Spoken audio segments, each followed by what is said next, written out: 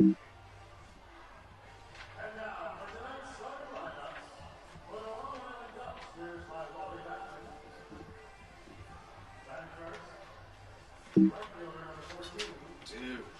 where's the one for the starting pitcher? What do you mean? Oh, there it is. I didn't see it on the back of the first page.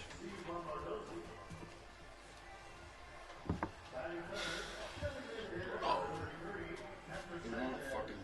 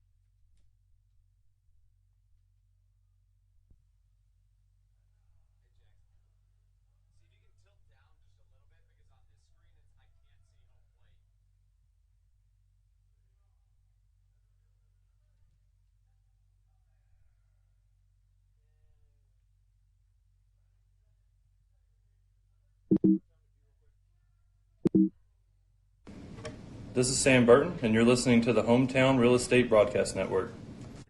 Chick-fil-A of Charles County has been a proud supporter of the Southern Maryland Blue Crabs since their inception in 2008.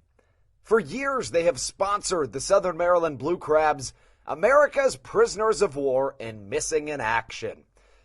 In between the second inning of each game, there is a moment of silence brought to you by Chick-fil-A. The Southern Maryland Blue Crabs appreciate and respect not only Chick-fil-A, but all of those that have served our great country. The seat that they sponsor was made possible by Chick-fil-A of Charles County. Thank you so much, and visit any of your Charles County Chick-fil-A locations today. The Charles County Department of Health encourages you to get the COVID-19 vaccination today. You can get it all over Southern Maryland or no matter where you are across the United States. Vaccinations are offered right here at Regency Furniture Stadium with no appointment needed. Charles County Department of Health and the Southern Maryland Blue Crabs urge you to take one for the team and get the vaccine.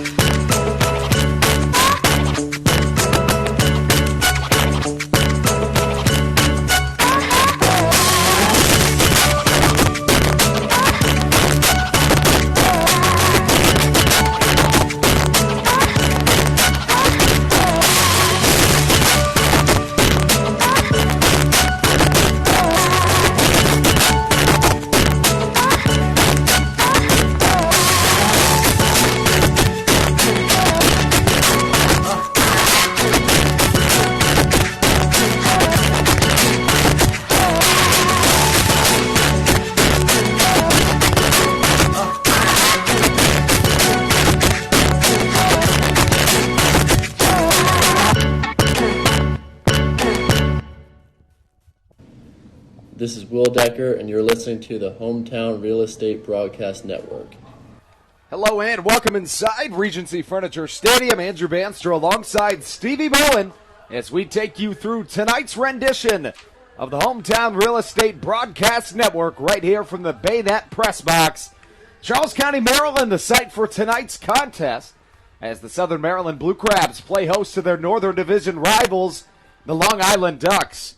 Stevie, it was the home opener last night for the Southern Maryland Blue Crabs in front of 5,900-plus fans. The Blue Crabs took down the Long Island Ducks by a score of 7-0. Southern Maryland got it going in the bottom of the fourth inning with a Jake Lucci double. Played it a trio in both the fourth and the fifth before Joe DeLuca made it a 7-0 Blue Crabs lead.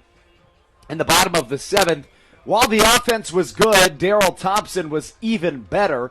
The right-hander had a no-hitter into the fifth inning. Ended the game with 8 innings pitched, 3 strikeouts, 2 walks, 4 hits allowed. Can't say enough about Darryl Thompson, who gets the win. Right now, he is 2-0 after 14 innings pitched on the season. He has a .60 ERA. He's been fantastic, and so has this Blue Crabs offense to this point in the homestand. 7-0 win last night. And this is a big game for the Blue Crabs, who'd really like to get out in front in this first half. Stevie, what do the Blue Crabs need to do this evening to get things done? Well, as you guys might know, right now, Blue Crabs are only 1 game back from first place in their division. If they can pull out a win tonight, they'll be tied for first place. And hopefully a win tomorrow night would then push them into first place in the division. And especially in a shortened season like this one, it's 120 total games, 60 games in each half. So each game is incredibly important. Southern Maryland entering Game 9 of the season, meaning that we're already nearly a sixth of the way through the first half of the season.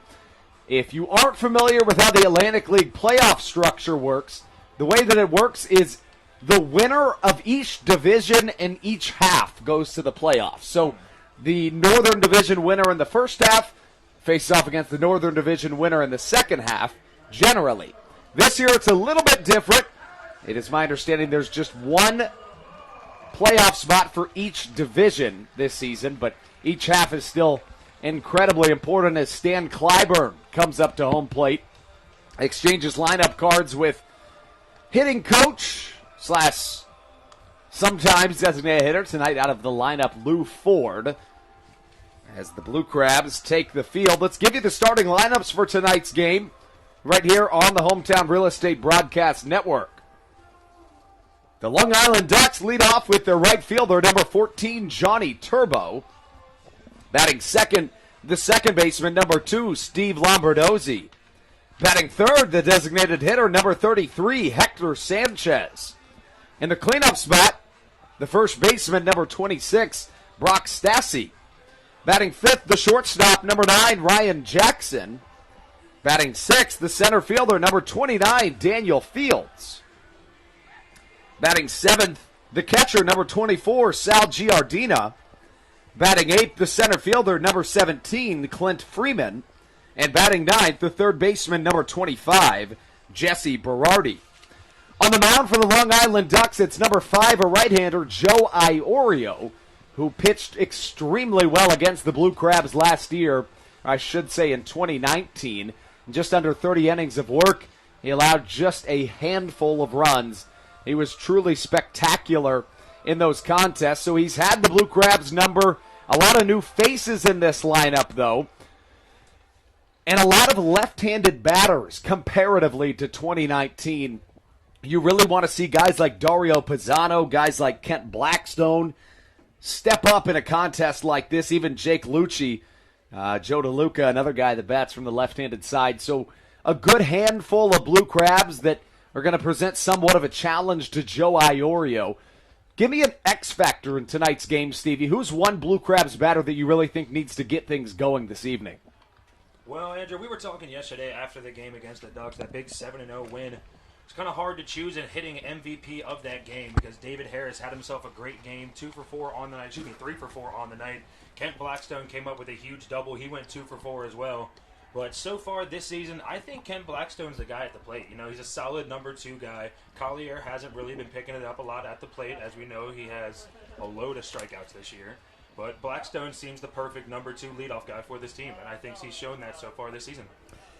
Speaking of, we'll give you the Blue Crabs starting lineup right here from Regency Furniture Stadium. Leading off, the center fielder, number 8, Zach Collier. Batting second for your Blue Crabs, the second baseman, number 6, Kent Blackstone. Batting third, the first baseman, number 9, Dario Pisano. In the cleanup spot, it's the third baseman, number 7, Josh McAdams. Batting fifth, the aforementioned David Harris. The right fielder wears number 14 on the back of his white Blue Crabs jersey here at home. Batting sixth, number 11, the left fielder, Jake Lucci. Batting seventh, the designated hitter, number 15, Alex Crosby. Batting eighth, the catcher, number 17, Joe DeLuca. And batting ninth, the shortstop, number 12, Michael Baca. Baca just signed by the Blue Crabs a few days ago and immediately placed into that shortstop position. That's a lot to ask out of a guy right after getting started. Let's make that after getting signed. He does have some Atlantic League experience playing for the High Point Rockers in 2019.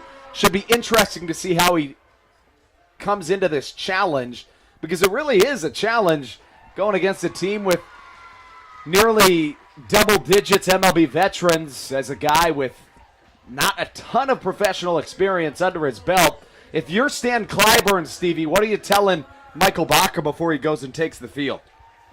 You know, I think you tell him the same thing you tell all your guys. Go out there and play the game you know how to play. You know, we signed him for a reason. He's a good ball player, and I think he's here to show that to us. As a couple of first pitches underway already here at Regency Furniture Stadium. And why don't we pan over and take a look at the Blue Crabs dugout right now. Additionally, the Field of Dreams tunnel with tons of Little Leaguers helping the Blue Crabs onto the field.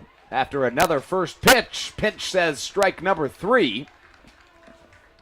As we go through a couple more numbers from last night's contest, why don't we first look at a couple of Long Island Ducks and see how their bats held up in last night's contest, Stevie. It was a tough night for them, as it is anytime you face Daryl Thompson. Steve Lombardozzi reached base a couple of times, both on walks. Found himself caught stealing as well.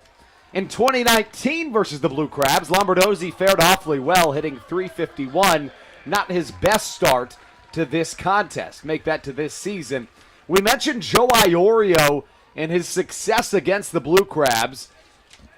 You go back in his starts back in that 2019 season, and outside of a rough start on July 5th, the right-hander allowed all of 1 earned run in 10 innings pitched. Found himself getting 2 wins in the meantime. He does basically fare the same against left-handed and right-handed hitters. Runners in scoring position fared awfully poorly against him in 2019, hitting just .196 against the right-hander. And Joe Iorio was a guy in 2019 that doesn't have a ton of professional experience, but showed himself to be a key figure in that lineup. As we see the first pitch going backwards right there. I don't know that I've ever seen one of those before. I don't think I have either, Andrew. It appeared intentional, so there must be something to that. As, you know, sometimes you just got to do what you can. A pretty good crowd here at Regency Furniture Stadium tonight as we pan over and show you that crowd here at Regency Furniture Stadium. Not quite as many people as we had last night on our home opener, but still a solid crowd for the second game of the season. The date is June 5th. The Blue Crabs come into this contest with a 3-5 win-loss record. The Long Island Ducks with a 3-4 record to this point. Saturday, June 5th, 2021, 6:35. First pitch was the scheduled time. Doesn't look like we're quite going to make that. But let's dive a little deeper into the pitching matchup in this contest, Stevie. We talked about Joe Iorio. Now let's focus a little bit more on Brandon Barker. Barker's a guy that has a ton of professional experience. He's a guy that is a proven veteran, not only in affiliated baseball, but also at the independent ranks. He's a guy that topped out at the AAA level, currently in his 11th season of professional baseball after spending 4 solid years at Mercer University.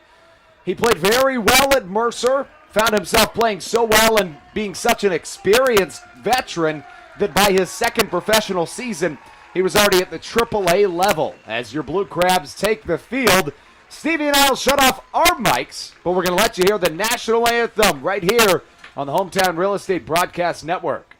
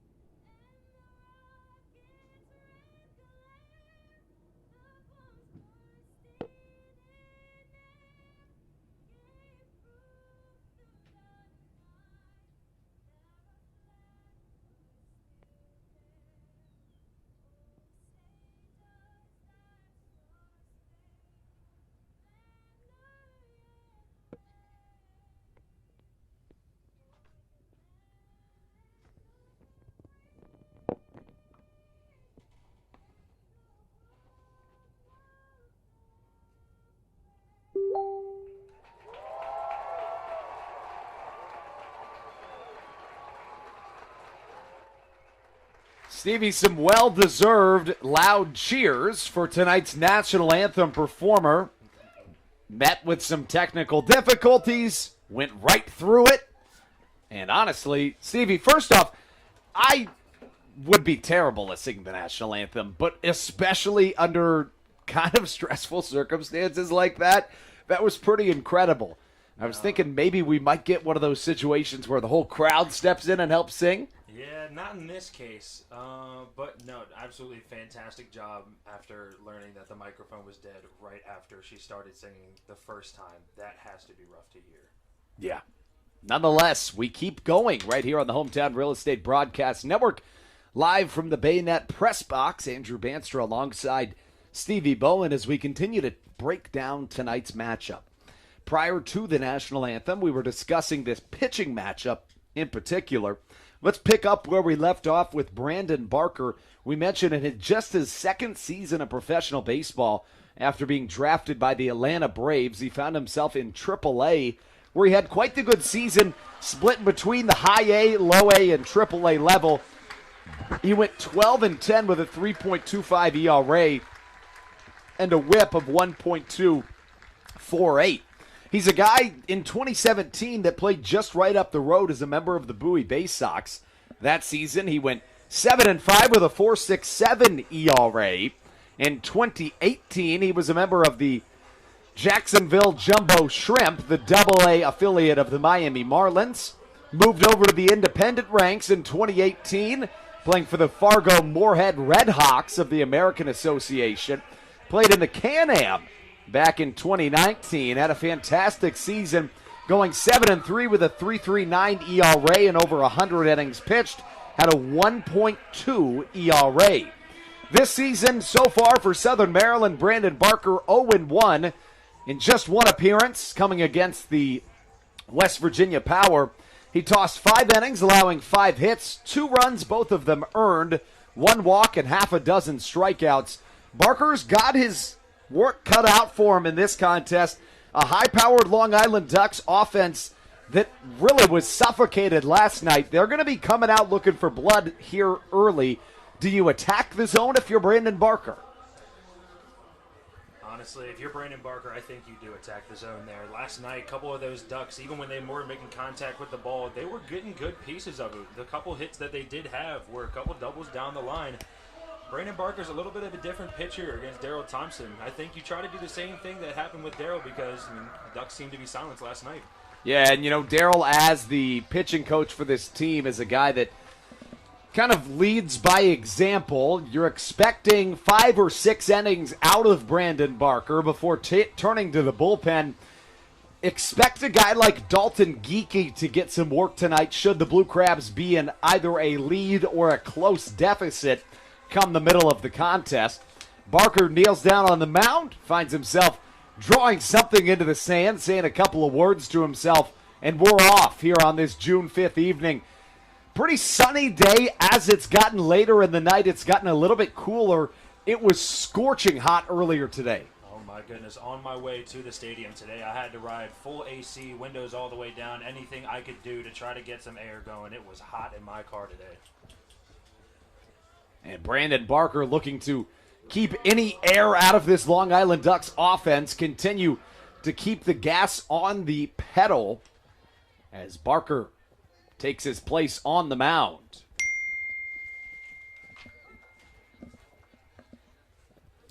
Barker, first pitch, fastball, outside corner, strike number 1 called, then we're underway here at Regency Furniture Stadium. Blue Crabs looking to stay undefeated here at home. Southern Maryland hasn't lost a game in 624 hasn't lost a game in 624 days here at home. Needless to say, they are 1-0 in that time, but we'll take what we can get. Barker's pitch, beautiful on the outside corner. Johnny Turbo could just wave and watch it go by. Strikeout number 1 for Brandon Barker. That's the start you're looking for. That looked to be 3 straight fastballs, and like we were talking about, attack the zone for Brandon Barker on the mound, and it seems to work out so far. Barker's next matchup is the second baseman, number 2, Steve Lombardozzi. Lombardozzi last night 0 for 2 with a pair of walks, also caught stealing. Was the first of 3 Long Island Ducks to even get into scoring position in the Blue Crabs' shutout of this Long Island offense. Southern Maryland found themselves in a 7-0 victory. First defensive shutout of the season. Barehanded grab of a bunt attempt from Steve Lombardozzi. Bounces in the dirt, and that's an infield single. Honestly, sometimes when you can't get things going, a bunt can be the way to get some offense happening, and Steve Lombardozzi felt that was the move.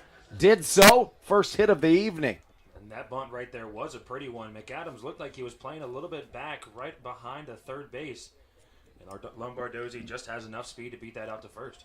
That gives way to Hector Sanchez, the 7-year MLB veteran, as the designated hitter for the Ducks this evening. Did the work behind the dish last night. Speaking of people behind the dish, Joe DeLuca, the catcher for the Blue Crabs, threw out Steve Lombardozzi trying to swipe second base last night. That might put a little fear into the legs of the MLB veteran on the base paths. As Barker's fastball grazes the outside corner, no balls and a strike the count.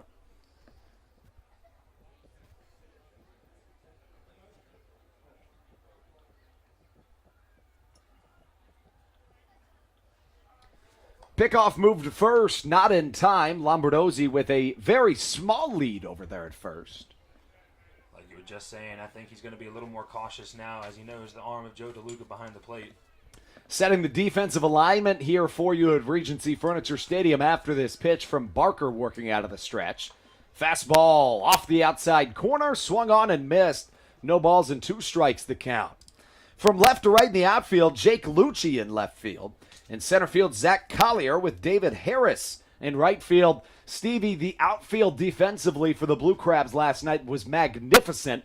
One of the big reasons why Southern Maryland was so successful at keeping the Ducks off the scoreboard last night. Like we were talking about earlier, when the Ducks were making contact, they were getting a good piece of the ball.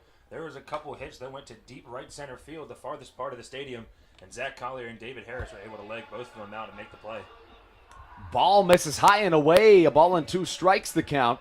The defensive alignment from left to right in the infield. At third base, Josh McAdams. At shortstop, making his first appearance of the year as a Blue Crab, is Michael Baca. At second base, Kent Blackstone, Dario Pisano at first. Is this one waved foul as Crustacean Nation faithful continues to fill the stadium? I'd guess about 3,500 here tonight. Last night we were just about at 6,000 here at Regency Furniture Stadium. To be honest, Andrew, I wasn't even aware we could fit 6,000 people in this stadium. It's true. The fire code, I believe, is 7,800. 4,200 seats in the ballpark, because it looks like we may be having some technical difficulties here, but nonetheless, hang on with us. If you were with us last night, you may have heard us talk about the fact that our camera went out. Looks like we had a little bit of a overheating problem on our camera. Ask that you bear with us here on the Hometown Real Estate Broadcast Network. Barker's pitch out of the stretch, fouled back once again, and the count stays at 2 balls and 2 strikes. And if you're the Long Island Ducks, Wally Backman's approach most likely tonight is to try to work the count of Brandon Barker. The last thing you want is to allow Stan Clyburn to ride his starters all the way through this series. Which is exactly what they did yesterday. Rode Darryl Thompson all the way to the 8th inning. Curveball swung on and missed off the outer edge. Second strikeout for Brandon Barker. That brings up the first baseman, number 26, Brock Stassi. Stassi comes to the plate trying to get things going for this Ducks offense that has been awfully quiet to this point in the series. Just 5 hits through the first nearly 10 innings. A pickoff move. Off target, Dario Pisano grabs it off the ground. And we'll go back to the home plate. Looking at the numbers for Brock Stassi. Last night, Stassi found himself 2 for 4, 2 doubles, accounting for half of the Long Island Ducks hits. 2-seamer off the outer edge. It'll catch the corner, and the count works its way. And it sounds like we're having a little bit of camera issues still.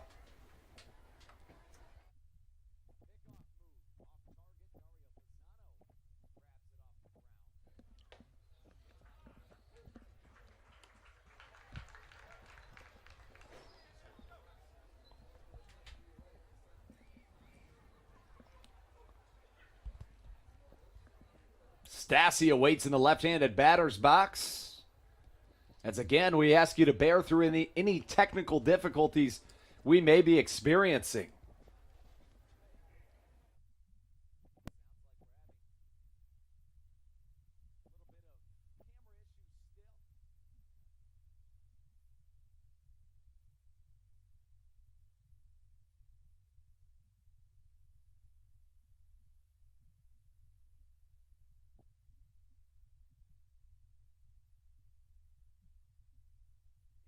As we take you back on air here at Regency Furniture Stadium again, sincerely apologize for any technical difficulties we may be experiencing here this evening.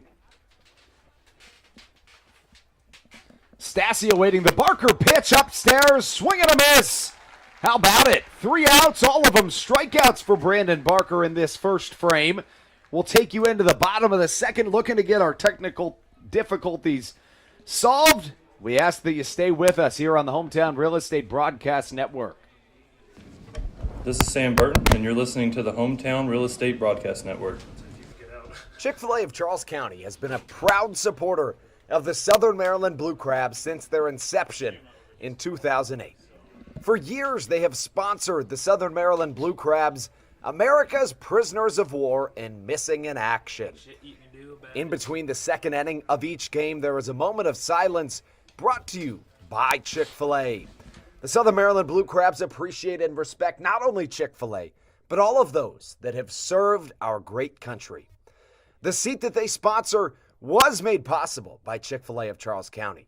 Thank you so much, and visit any of your Charles County Chick-fil-A locations today. The Charles County Department of Health encourages you to get the COVID-19 vaccination today. You can get it all over Southern Maryland or no matter where you are across the United States.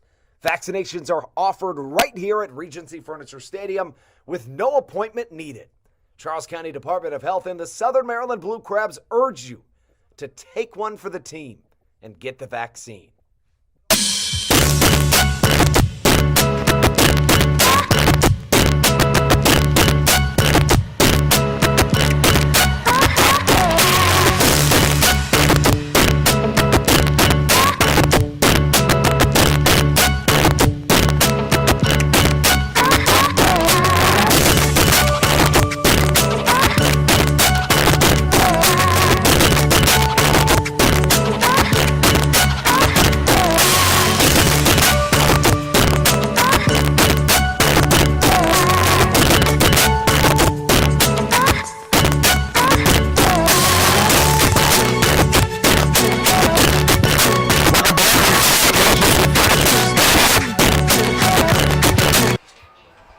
Back into the Bayonet press box here in Waldorf, Maryland. Working on some technical difficulties, trying to get back into playing form, if you will. These players had over 600 days off. We're trying to get back into the groove of things as well, and we appreciate all of you and your patience. Zach Collier leads things off offensively for Southern Maryland here in this contest, as number 8 comes up to the plate.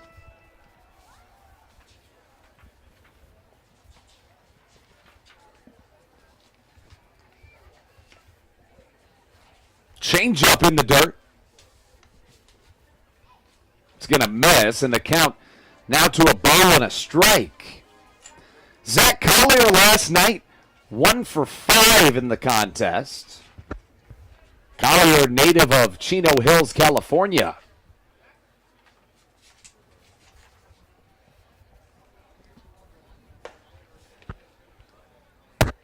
Fastball strike on the outer edge, and the count a ball and 2 strikes.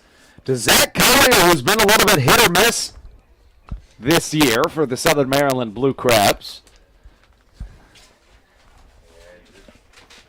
Hit or miss is correct. Leading the team so far with 10 strikeouts, as that one's ripped down the right field line and breaks that strikeout streak he had last night with a nice little double down the right field line. It's exactly what you want to see out of a guy like Zach Collier, somebody with a lot of speed from the leadoff position. The meat of the Blue Crabs order has been fantastic. If you can get somebody in that leadoff spot also getting a lot of good action like Collier did there, tiptoeing its way down the white chalk line on the first base side, and a runner in scoring position early for Southern Maryland. And that brings up the hottest bat in the Atlantic League. It's Kent Blackstone. Blackstone so far, 364 average on the year, 25 total bases. He is leading this Blue Crabs roster and also leading them with 3 home runs and 5 RBIs, tied for second place in that category. And he is on a tear so far in this 2021 season. Blackstone, a native of Vienna, Virginia, a DMV area native. In his second season with the Blue Crabs, the 27-year-old sees a two-seamer that just misses the outer portion of the strike zone. The count evens at a ball and a strike. Second game of the season at home for your Blue Crabs. Won last night by a score of 7-0. Blackstone drills one down the right field line, foul. Well struck, though, in the count of ball and 2 strikes.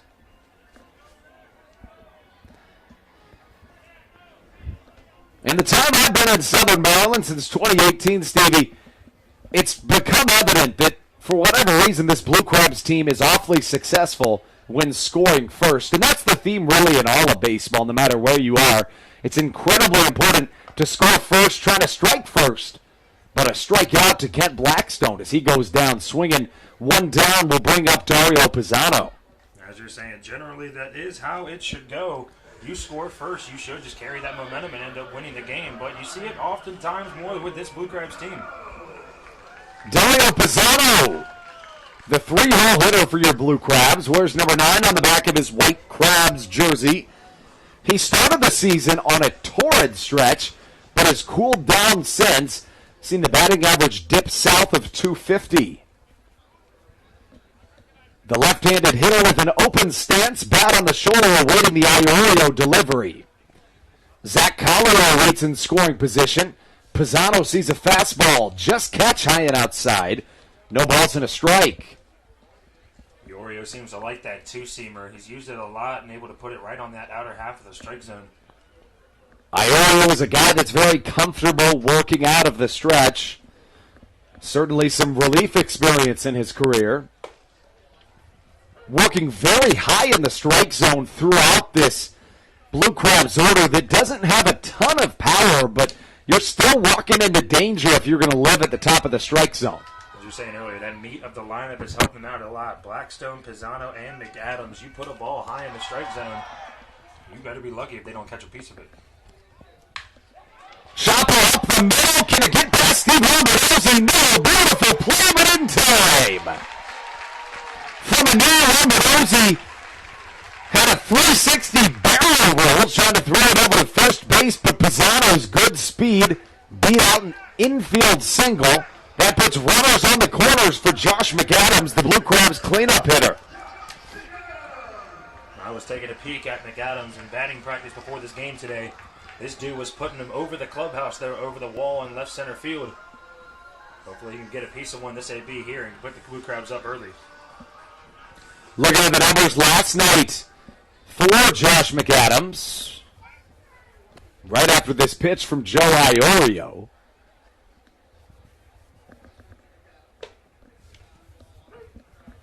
Fastball outside corner, strike number 1. Looking back at last night for Josh McAdams, the right-handed hitting third baseman found himself 0 for 2, 2 walks, 2 runs scored. McAdams, fastball upstairs, misses. And the count, a ball and a strike. One down, runners on the corners for the Blue Crabs. Joe Iorio in trouble early. And that's exactly what the Southern Maryland faithful wanted to see. Slow pickoff move over to first, not in time. I don't think Pisano's probably thinking about swiping second, but it's clearly in the back of Iorio's mind. Number 7, Josh McAdams steps back into the batter's box. The Iorio delivery on the outer edge, fouled back into the screen. Iorio steps ahead in the count, a ball and 2 strikes. Now this is 3 times here we've seen a ball and 2 strikes to these guys. Able to get them deep into the count, but Iorio doing a great job of getting ahead early. McAdams was drafted as a position player, but was told by the Atlanta Braves that if that doesn't work out, he can find himself in a pitching role. Hot shot to second base. Landerduzzi's arrow will bring in the first Blue Crabs run of the game.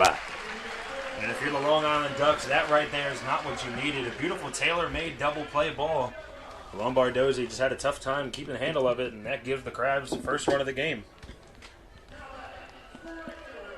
And that will go down as an error for Steve Lombardozzi. The MLB veteran with a costly mistake early as McAdams brings home Zach Collier to put Southern Maryland up 1-0 here in the bottom of the first inning. David Harris watches a sinker catch the inside corner. No balls and a strike the count. Harris, the right fielder for Southern Maryland, adopting the 5 spot from Braxton Lee after he was picked up by the Cincinnati Reds. Chopper to the left side. The third baseman steps on the bag and tosses it across the infield. Baroni with a beautiful play to turn 2. The 5-3 double play retires the first inning of action here in Southern Maryland. The score, 1-0, Blue Crabs on top, thanks to a Steve Lombardozzi defensive mistake right here on the Hometown Real Estate Broadcast Network. This is Joe DeLuca, and you're listening to the Hometown Real Estate Broadcast Network. Whether it's Chris Paul, Cliff Paul, Aaron Rodgers, or even the son of a former Blue Crab, Patrick Mahomes, you've seen many athletes endorsing State Farm. That's because your State Farm agent has your back through good times and not so good times. That's why all the Blue Crabs, Darryl Thompson, and the whole team trust State Farm with their insurance needs. State Farm is the company people have trusted for over 99 years to help life go right. Call your local State Farm agent, Greg Conklin, today at 240-776-4289.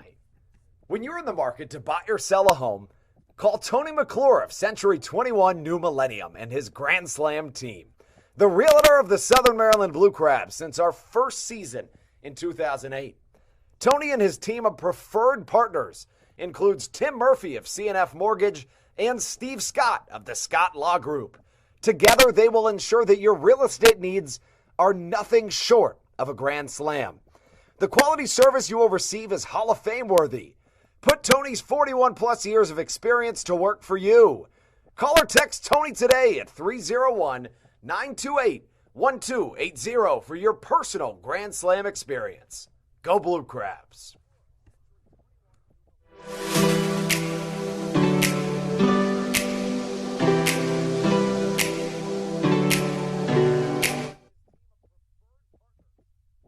This is Jordan Scott. You're listening to the Hometown Real Estate Broadcast Network.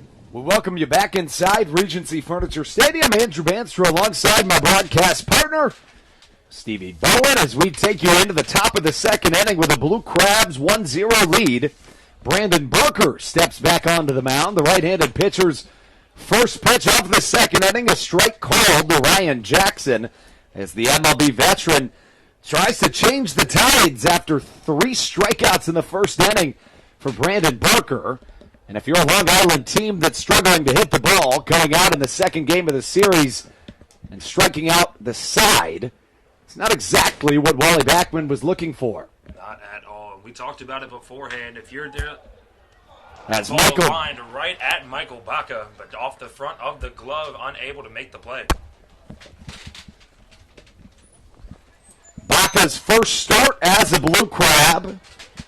And it looks like the sun, in his defense, would be incredibly hard to see in, but nonetheless, not what you're looking for out of your infield captain in his first start in a Blue Crabs jersey. You can see him out there now trying to shield that sun with his glove. I know it's tough coming in.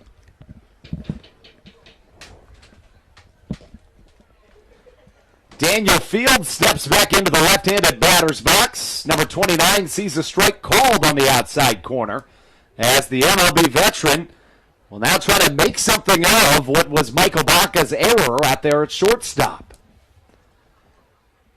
Fields rests the bat on his left shoulder, readjusts his batting gloves, and awaits the pitch from Brandon Barker. Fastball outside corner, good look from Daniel Fields, as his plate discipline earns him a 1-1 count. And if you're Barker, you see a line drive missed by your shortstop, not exactly what you're looking for, but nonetheless, sometimes as a pitcher, you just got to run right through the wall with that type of thing. If you were Stan Clyburn or Darryl Thompson, what would you be telling Barker right now? that's not Barker's fault. Yes, the batter got a good piece of that ball. He left a fastball over the plate. But at the same time, the sun got in his eyes. Baca maybe wasn't able to get his glove up in time. It was a well-hit ball. I think you just got to let that one go and move on to the next guy. Change up. Misses on the inside corner. Make that catches the outside corner. And the count of ball and 2 strikes.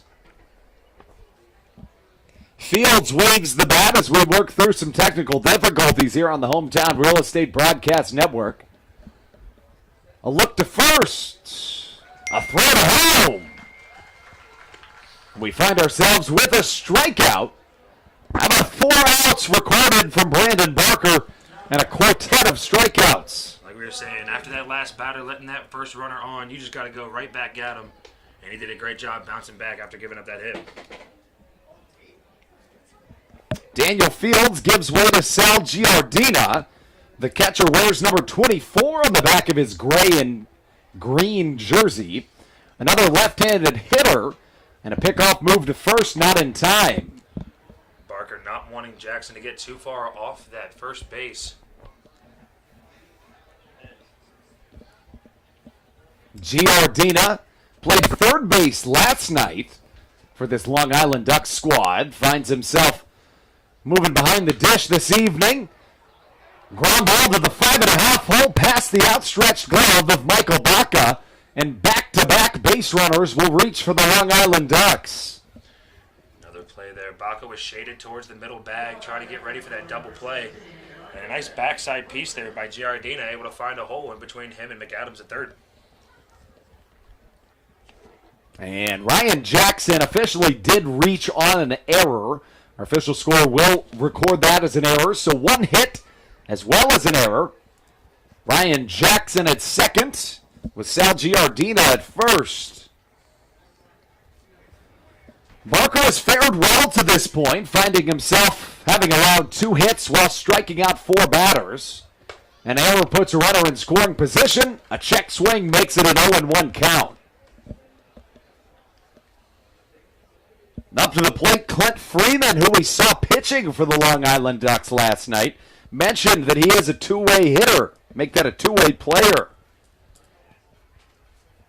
A look back to second. Here comes Barker. Cutter off the outer edge, misses, and the count of ball and a strike. And Barker was trying to do what Iorio's been doing that whole time. Had that backside fastball, just trying to catch the outer half of that plate. That one just went a little too far to the right side. Freeman plays left field for the Long Island Ducks this evening. Yet another left-handed hitter. This one gets away from Joe DeLuca, but Ryan Jackson staying safe at second. As the last thing you ever want to do is get out at third base on a base-running mistake. To this point in the contest, Southern Maryland on top 1-0. 2 hits for either side. 1 fielding error for both the Blue Crabs and the Ducks. The count, 2 balls and a strike. Barker's delivery home, slapped foul back into the protective netting. The count evens at 2 balls and as many strikes. Looking at a couple numbers for the 2-way playing Clint Freeman. After this next delivery from Brandon Barker. Freeman in his second season with the Ducks. Lines one into center. Zach Collier isn't going to get there in time. Comes up throwing, no cutoff, and not in time. A sliding Ryan Jackson reaches home plate safely. And the Ducks have scored their first run of this series, knotting things up at 1 run apiece. For a second, I thought we were going to see another Zach Collier highlight play as he made last night that running, diving play from center field. As that one just perfectly fell in front and was able to score Jackson from second base. Yeah, and it appeared as though the sun also affected Zach Collier, as now you can see him trying to shield himself from that sun, which is beating down onto Regency Furniture Stadium this evening. We felt that firsthand all day. Had to have felt like over 90 degrees today. I never did check the weather app. Easily. Fastball misses inside to number 25, the third baseman, Jesse Berardi, who now steps into a tie ball game. Runners at first and second with one down. And boy, if you're Brandon Barker, you'd like to see a double play ball here. This would be a perfect time to get a double play and get out of the inning. That run will be unearned off the arm of Brandon Barker. Fastball catches. The count, a ball and a strike. A run apiece as the Blue Crabs tied with the Long Island Ducks here in this top of the second inning. Southern Maryland won 7-0 last night, riding the hot arm of Darrell Thompson as a fastball gets away from Barker and the count goes into favor of Berardi. 2 balls and a strike. Darrell Thompson last night, a vintage performance. We say vintage, but honestly, he's in the prime of his career. This is a guy that throws every single night and finds himself absolutely dominating each time out. 8 innings pitched, no runs, 4 hits, 2 walks, and 3 strikeouts. The only knock against him, of course, is those walks. But you only make that a knock because he never walks anybody. Exactly. He's not a guy that normally walks people. As we were talking about last night, he would rather get 27 outs and not have a single strikeout than let up a single walk in a game. Barker about to deliver his 2-2 delivery. Curveball in the dirt nearly hit the batter. Joe DeLuca asks for a new baseball, and a full count's upon us. This could be a pivotal pitch in this ball game. If you're Barker, likely a fastball, but do you think about an off-speed? You know, these 3-2 pitches are kind of tough. You can go off-speed, but you have to be confident where you're going to place that ball. If you throw an off-speed pitch and it's way out of the zone, as a batter, you're able to locate that pretty easily. Barker wears number 22 on the back of his white and navy jersey. Long look and the pitch. Fastball staying alive as Jesse Berardi. He's not going to make this one easy on the Blue Crabs pitcher, Brandon Barker.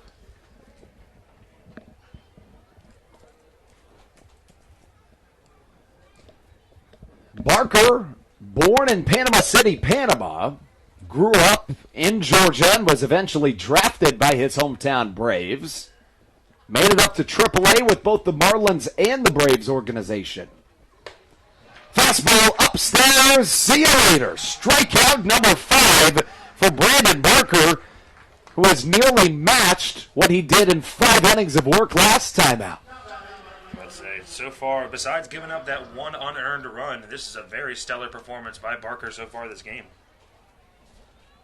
2 down, 2 on for the Long Island Ducks. Brings up the top of the order and Johnny Turbo, who was the very first strikeout victim of Brandon Barker's evening. 0 for 1 to this point. First pitch, cutter off the outside edge. A ball and no strikes. And really the one knock you could make against Barker to this point in the game is that he's not getting ahead of batters early. Nonetheless, he's working his way back into counts and getting high strikeout numbers. Turbo was the first batter for the Ducks to fall to a strikeout after seeing 3 straight fastballs. As he waves at that one's blown by him for 1-1 the count from Brandon Barker. Barker trying to keep this game even, not allow the Ducks to put any more damage down before the Blue Crabs can get back to the plate. A look back to second in the delivery. Fastball, bloop to second. Ken Blackstone on the line, shows off the speed and makes it look easy. That's the first non-strikeout out recorded in this game for Brandon Barker, and he'll take it any way he can get it to get out of that inning. It was a tough one. 1 run, it was unearned. The Ducks leave 2 on base. We've got a tie ball game as we take you into the bottom of the second right here on the Hometown Real Estate Broadcast Network.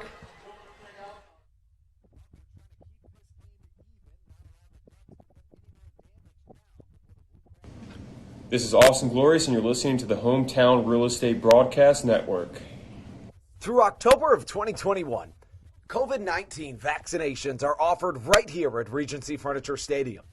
No appointment necessary. Just swing on by and get your COVID-19 vaccination today. Take one for the team, Southern Maryland. Get the vaccine. Dyson Building Center is one of the oldest family-owned and operated hardware, lumber, and building supply stores in Southern Maryland. They are located in St. Mary's County on Route 5 in Great Mills. Dyson's has an expansive and diverse inventory to help you with all of your home improvement and project needs. Whether you're new to the world of DIY, a tried and true DIY professional, or somewhere in between, the friendly and experienced staff at Dyson Building Center is ready and willing to help you today.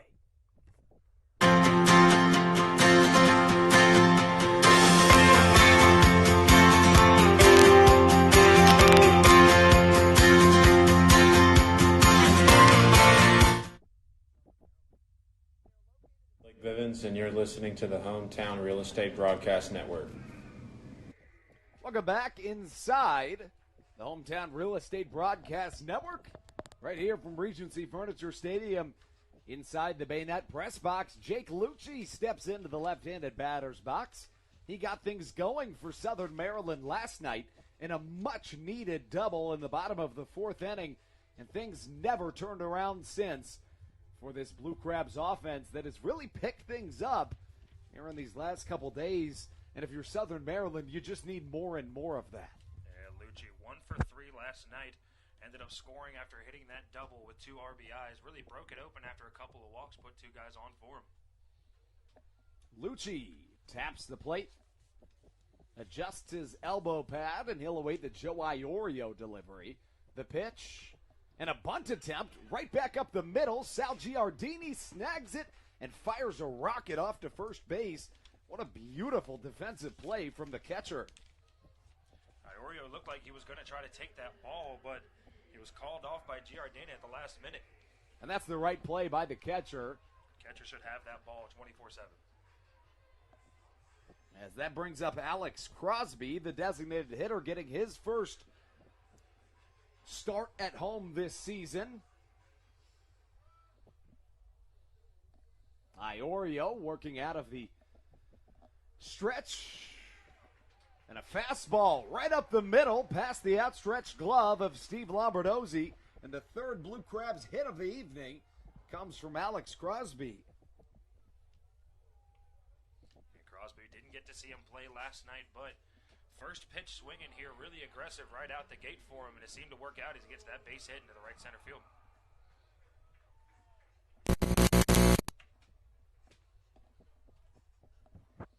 That brings up Joe DeLuca, the left-handed hitting catcher this evening.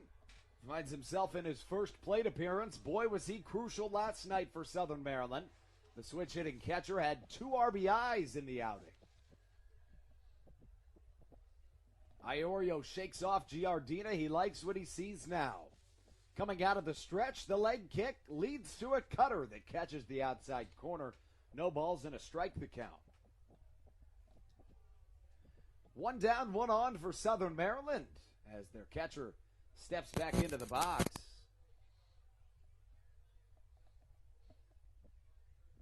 DeLuca chokes up on the bat against the right-handed pitching Iorio.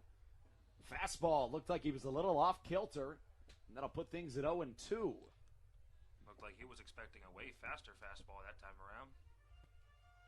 No question about it. Looked like he may have even been expecting, I don't know, it just didn't look quite right on that pitch. It just didn't look like that was the swing he wanted to have. Certainly not. The delivery. Fastball still a little off center as DeLuca has had a pretty good start to this season. Couldn't ask for a ton more out of a catcher. DeLuca hitting .304 with an .855 slugging percentage. Last night he went 2 for 4 with a pair of RBIs. So far this season, tied with Kent Blackstone for second on the team with 5 RBIs. That's why these past 2 swings just look a little off. Alex Crosby goes on the pitch, and the designated hitter swipes second base. That puts a run into scoring position.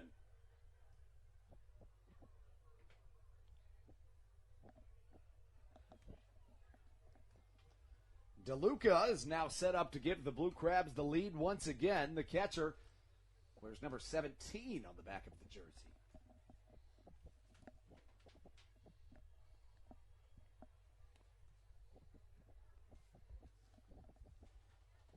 No balls and 2 strikes the count. 1 on, 1 down.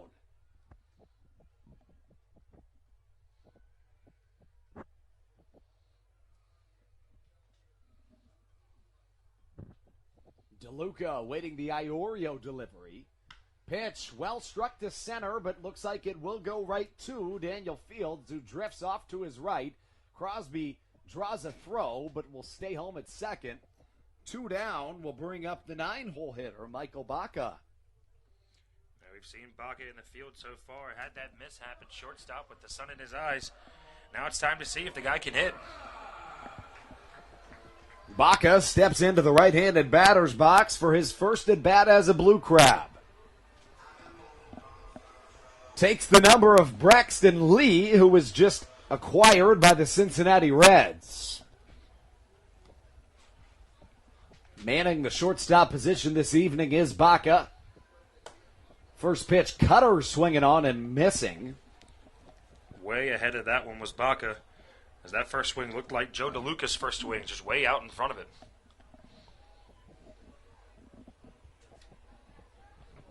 A look back to second. Here comes the pitch. Fastball off the outer edge. The count evens at a ball and a strike. That one was awfully close. Another one of those you have to imagine a human umpire might have granted the pitcher. I was going to bring up, Andrew, we talked about a couple of those last night, those breaking balls that just miss the outer half of the plate. Don't know if it would go either way with a real umpire behind the plate calling balls and strikes. Cutter waved and missed. Iorio isn't going to blow you away with his fastball. Rather, the off speed and the 2 seamers are really going to throw off batters. Look back to second. The pitch. Swung on and missed. Another cutter retires the side for Southern Maryland, leaving one in scoring position. Alex Crosby reached base on a single, swiped second. But we go into the top of the 3rd inning with a 1-1 score right here on the Hometown Real Estate Broadcast Network.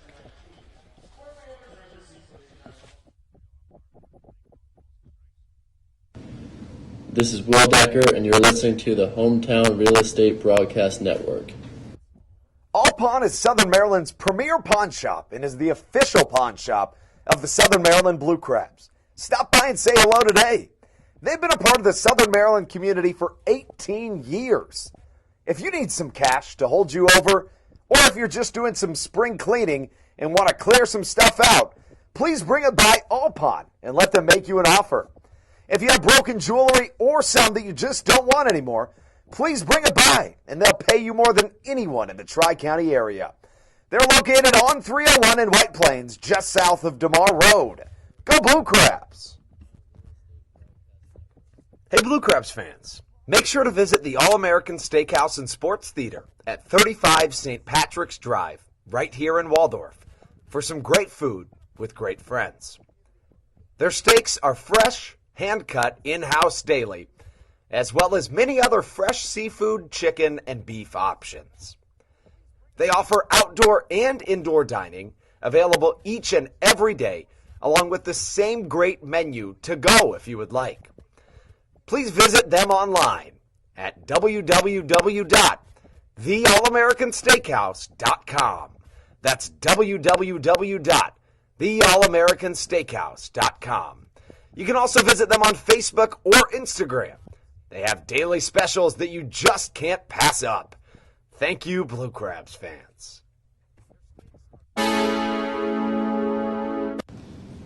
This is Mills Perez, and you're listening to the Hometown Real Estate Broadcast Network. Welcome back inside the Hometown Real Estate Broadcast Network. Andrew Banstra alongside Stevie Bowen as we take you into the top of the 3rd inning. This game knotted up at 1 run apiece.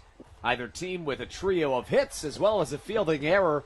Brandon Barker's final warm-up pitch of the top of the 3rd gets us set, as it looks like we may have a defensive substitution. Rather, David Harris will come back into right field. Looks like he was just getting a new glove.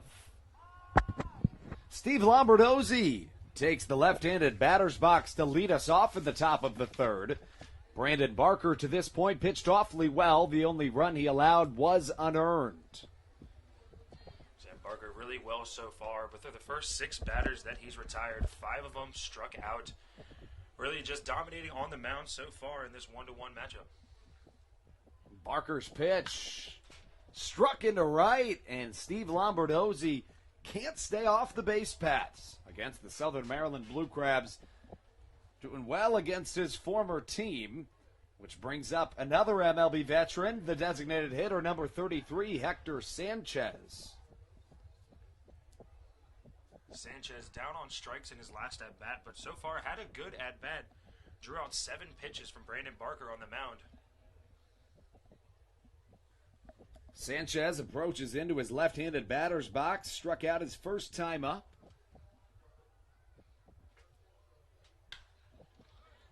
Hot shot up the middle, flips to Blackstone at second, a jump and a throw.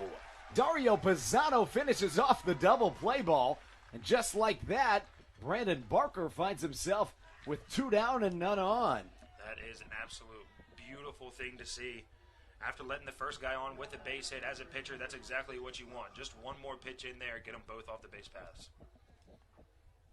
Brandon Barker has now recorded 8 outs in this contest. The first 7 of those outs, make that the first 5 of those outs, were all recorded via the strikeout.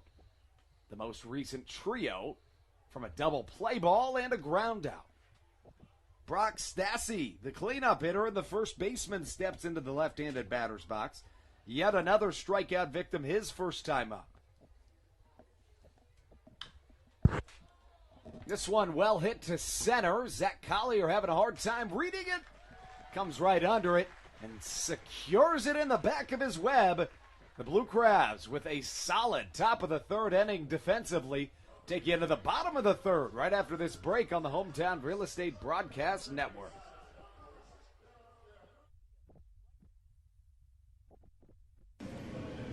This is Ryan Caparese, and you're listening to the Hometown Real Estate Broadcast Network. American Radiology is the clear choice for all of your medical imaging needs. With locations in Charles and Calvert counties, they offer a full range of imaging services.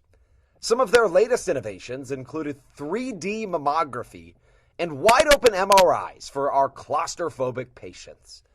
For your convenience, they even offer extended weekday hours and Saturdays. For more information or to schedule an appointment, visit their website at AmericanRadiology.com. 2020 was a year unlike any other for everybody. Quickly, the Southern Maryland Blue Crabs came to the realization that baseball must take a backseat to humanity. Immediately, the Blue Crab staff and all of Crustacean Nation teamed together to provide COVID-19 tests and eventually vaccinations. Southern Maryland's hometown team also hosted food drives, blood drives, backpack drives, toy drives, and so much more, all to help their community. The Blue Crabs couldn't be more thankful to the healthcare heroes that have gotten us to this point and helped our community so much throughout the COVID-19 pandemic. That's why this season is dedicated to our healthcare heroes. Each Saturday night, we will have a healthcare hero, a local healthcare professional. Ryan Dick, and you're listening to the Hometown Real Estate Broadcast Network. Zach Collier leads us off here in the bottom of the 3rd inning. Southern Maryland knotted up with the Long Island Ducks. 1 run apiece. It was a quick 3rd inning for Brandon Barker, who's decided rather than go for the strikeouts, let's get the fast outs. As Zach Collier comes up, he doubled his first time up on a hot shot down the first base line. The count, 1 ball, no strikes.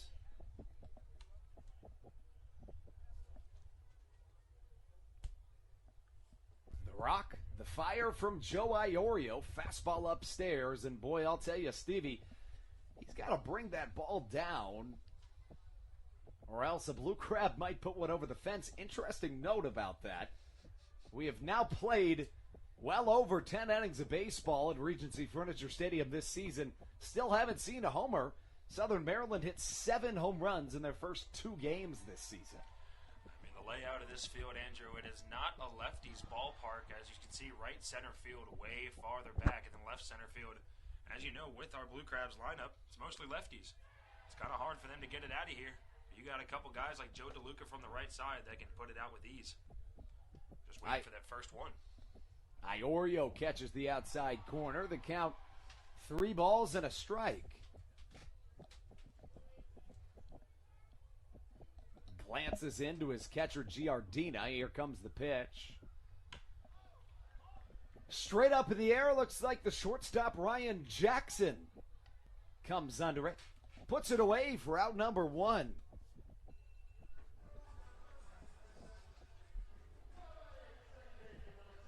That brings up Kent Blackstone, the second baseman, wears number 6 on the back of his jersey. 0 for 1 to this point with a strikeout back in the first inning. On deck awaits Dario Pisano. Should we need it, Josh McAdams in the hole. Despite being one of the top batters on this Blue Crabs roster, with that last strikeout coming in the first inning, Kent Blackstone towards the top with 8 strikeouts as that one gets sent into left center field, but that one is brought in by Freeman. Freeman, as we mentioned, a two-way player. And 2 quick outs, as this might go down as one of the quickest third innings or quickest innings in general that we'll see all season.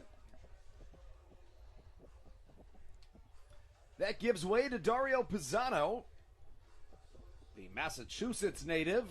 Plays first base for the Blue Crabs. Is 1 for 1 to this point in the contest with a single. This one lined over the shortstop's outstretched glove. It'll get down for a single and then some. Dario Pisano wheels it out, stretches it into a double. Beautiful base running there by Pisano. Left fielder Freeman had to dive for that ball to try to keep it from going in the gap. Good play by him to knock it down, but also a better heads-up play by Pisano to able to get to second base. Pisano 2 for 2 on the night, had struggled of late after a hot start to the season. Looks like that one's going to be scored a hit and then an error to give him second base. As now Blue Crabs have a runner in scoring position with 2 outs for Josh McAdams. McAdams brought home a run his first time up. He reached on an error by the second baseman Lombardozzi. Fastball high and tight misses. The count of ball and no strikes. Giving you Iorio's numbers to this point in the contest. The righty, 2 2/3 innings, 3 hits, a run. It was not earned. 2 strikeouts as Josh McAdams puts all his weight into that one, but it's foul. That ball was absolutely ripped down the left field line. Surely would have gotten out of here if it stayed fair.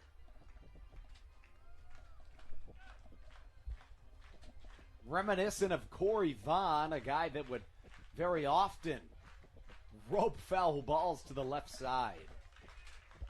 The pitch, well struck to center. Getting under it is Daniel Fields, who lays out, flashes the leather, and robs Josh McAdams of what could have been yet another RBI. Great play there by Fields to make sure that ball did not get the ground, because Pisano was moving around third base by the time it got into his glove and saved a run. That gets us through 1/3 of a baseball game. We take you into the top of the 4th on the other end of this break on the Hometown Real Estate Broadcast Network. This is Milton Perez, and you're listening to the Hometown Real Estate Broadcast Network. Hey, Blue Crabs fans. Make sure to visit the All-American Steakhouse and Sports Theater at 35 St. Patrick's Drive, right here in Waldorf, for some great food with great friends. Their steaks are fresh, hand-cut, in-house daily, as well as many other fresh seafood, chicken, and beef options. They offer outdoor and indoor dining, available each and every day, along with the same great menu to go if you would like. Please visit them online at www.theallamericansteakhouse.com. That's www.theallamericansteakhouse.com. You can also visit them on Facebook or Instagram. They have daily specials that you just can't pass up. Thank you, Blue Crabs fans. All Pawn is Southern Maryland's premier pawn shop and is the official pawn shop of the Southern Maryland Blue Crabs. Stop by and say hello today. They've been a part of the Southern Maryland community for 18 years. If you need some cash to hold you over, or if you're just doing some spring cleaning and want to clear some stuff out, please bring it by Alpine and let them make you an offer. If you have broken jewelry or some that you just don't want anymore, please bring it by and they'll pay you more than anyone in the Tri-County area. They're located on 301 in White Plains, just south of DeMar Road. Go Blue Crabs! This is Patrick Baker, and you're listening to the Hometown Real Estate Broadcast Network. Welcome back inside the Hometown Real Estate Broadcast Network. Andrew Banstra alongside my broadcast partner, Stevie Bowen. That's me. Inside the Baynet press box, right here in Waldorf, Maryland, Ryan Jackson leads us off with a line shot down the left field line. That'll bounce off the mini monster for extra bases. Jackson takes a big round around first, and quickly a runner in scoring position for the Ducks. I think this Ducks lineup is slowly starting to realize they're going to get that first pitch fastball high in the zone from Barker to start the at-bat, as we were talking about trying to go at these batters early.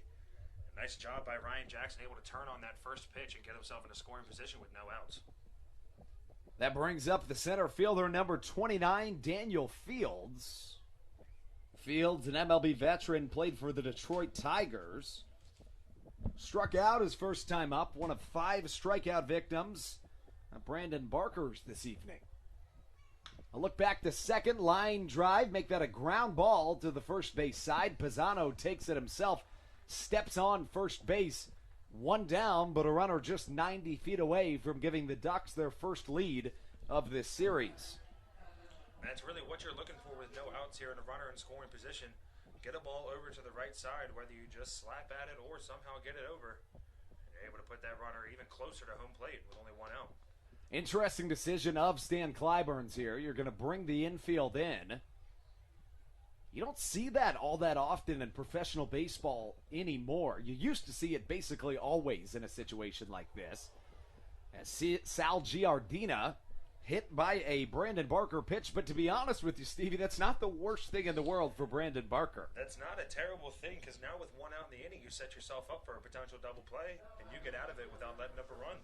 Not to mention the infield can play back a little bit more, and it brings up Clint Freeman. Freeman, a two-way player that doesn't have the best speed. He is 1 for 1 in this contest. Brought a run home already. Middle infield plays back, shading toward the pull side of the left-handed hitting Freeman. One down, runners on the corners, and a 1-1 ball game here at Regency Furniture Stadium. Barker's pitch off the outer edge. 1 ball, no strikes.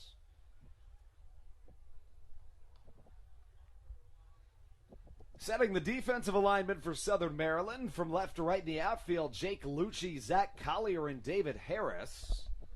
In the infield, it's Josh McAdams, Michael Baca, Kent Blackstone, and Dario Pisano. Joe DeLuca doing the dirty work behind the dish, and Brandon Barker propped 12 inches above ground level out there on the hill. Freeman sees a 2-0 count. The pitch, well struck to the left center power alley. Going back is Jake Lucci at the wall, makes the catch. A sacrifice fly will bring home 1 run and give the Long Island Ducks their first lead of this series.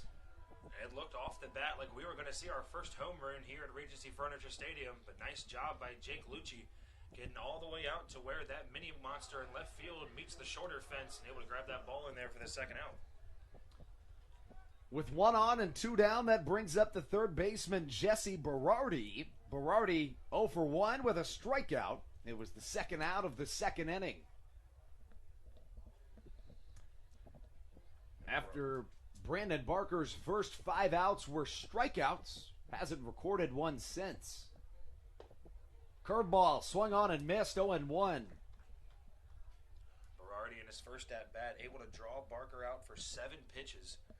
Just like Hector Sanchez did in the first inning, another one of those Ducks batters is able to take him deep into the at-bat.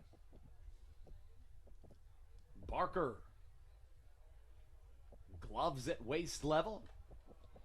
The pitch. Foul tip back into the catcher's mitt of Joe DeLuca. And quickly ahead in the count 0-2 is Brandon Barker. Barker's line to this point finds himself 3 2/3, 2 runs, 1 of them earned, 5 hits, no walks, 5 strikeouts. Pickoff move to first, not in time as Dario Pisano cheats towards the middle of the infield. Clint Freeman with his gold Adidas cleats, awaiting the Barker 0-2 delivery once more. Curveball inside, good 0-2 offering. A pretty 0-2 pitch there from Barker. Looks like he's going to hang a curveball over the middle and just came too far inside. Barker toes the rubber and takes a look back behind the dish. DeLuca gives him his sign, the 1-2 on its way. Check over to first, and the pitch inside just misses. Is that right there, Stevie, I think is the type of pitch that is most likely to the naked eye going to look like a ball because he backs off the plate. But in all reality, I'm surprised the electronic strike zone didn't see it as a strike. We can talk about all those pitches that are going to be maybe called a strike, maybe not called a strike. I think that's one of the ones where it would be called a strike more than any of the other ones. If you're looking at home plate, that just barely missed the zone. A foul ball up top the Red Barn roofing here at Regency Furniture Stadium. We'll stay at a 2-2 count. I beg your pardon, 3 balls and 2 strikes.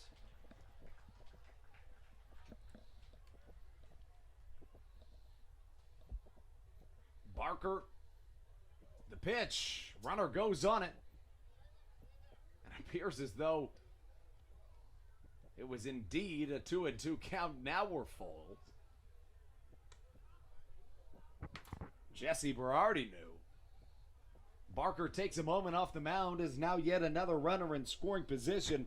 It's Sal Giardina. I will say, though, to Giardina's, to say it for him, it was a great job stealing that base and getting to scoring position. That's true. I think he thought it was a full count as well. Yeah. It's one of those ones where you don't really try for it, but you do something great.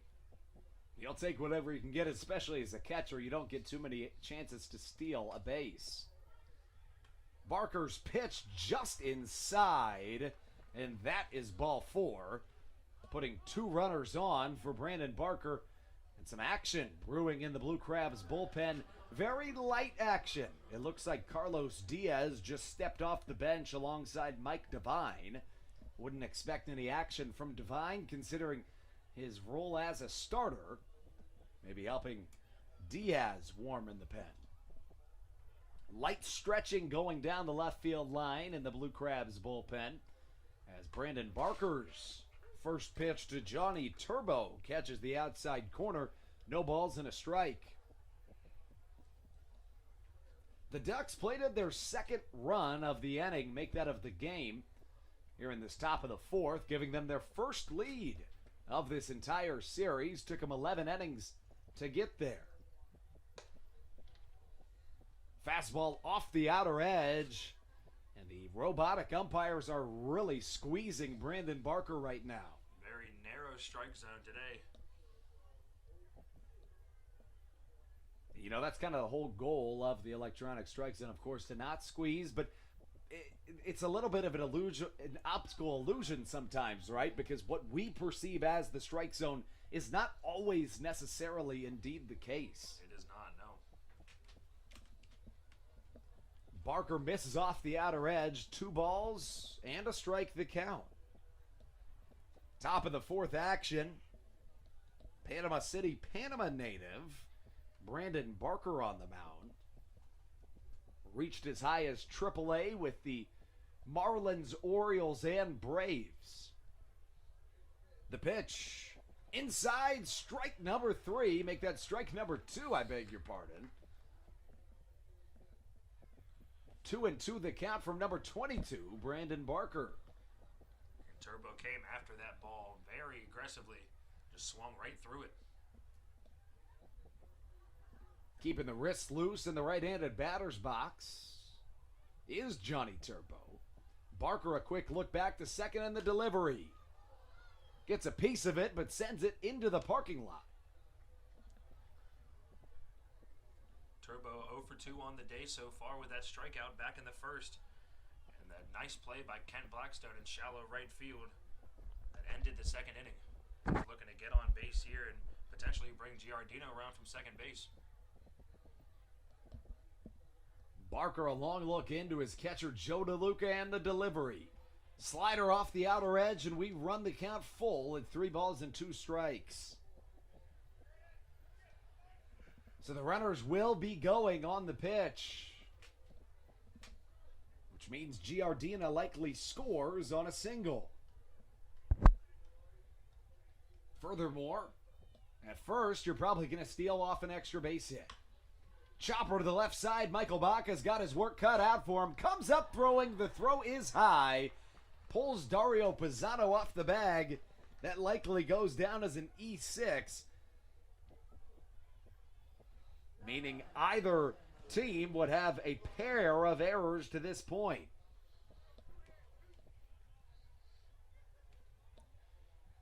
Baca, you might be able to chalk this down to nerves at this point. First game with the team, 2 errors already for the shortstop. Not really the first outing you want when you're trying to prove yourself on this new roster. It's true. Ken Blackstone had played shortstop in every game up to this point. Gives way to Michael Baca, and that officially will be called an error. First pitch from Barker on the outer edge to Steve Lombardozzi for strike number 1. Lombo wears number 2 on the back of his gray and green jersey. Barker with the bases juiced. Michael Baca with a throwing error allows the bases full in. A ball into right center field. Scores at least 1, maybe 2. The second run comes home. Here comes the third. And the double cut was not performed quite as well as Blue Crabs would have drawn it up. Gives the Long Island Ducks a 4-1 lead here in the early going. And a beautiful piece of hitting there by Lombardozzi, able to get that ball deep enough into the right center gap that Johnny Turbo, with the speed he has, was able to score from first base. Looked like a little bit of miscommunication out there for the Blue Crabs on the cutoff as well. You have to think they could have had Turbo. Could they have fired straight home?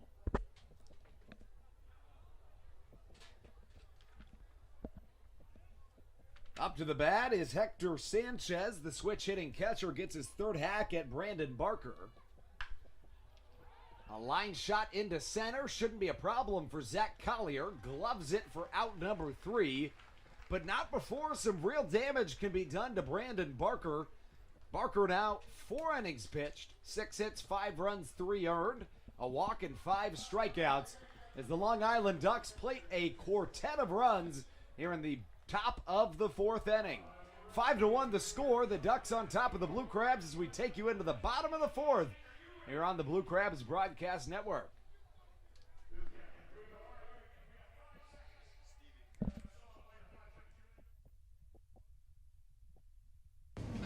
This is Austin Glorious, and you're listening to the Hometown Real Estate Broadcast Network.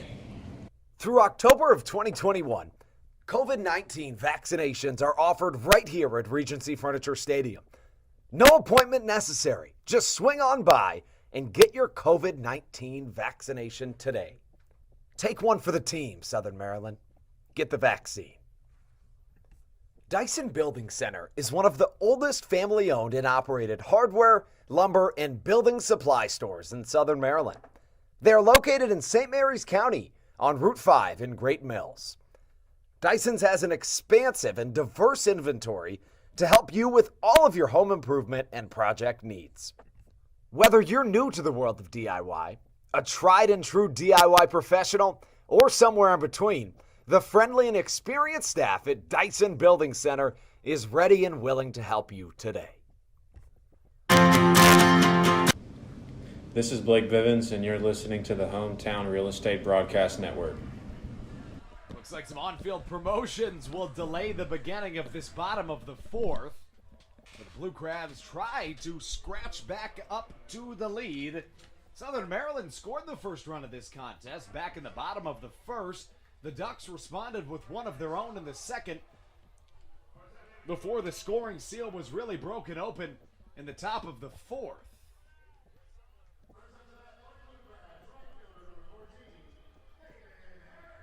David Harris up to the plate for the Blue Crabs.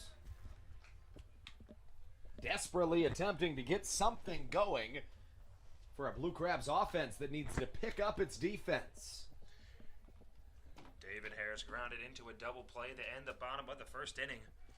The Long Island Ducks now have batted around their lineup what looks to be 3 times, as the Blue Crabs are struggling to get through their second time through. Harris, the 5-hole hitter for Southern Maryland.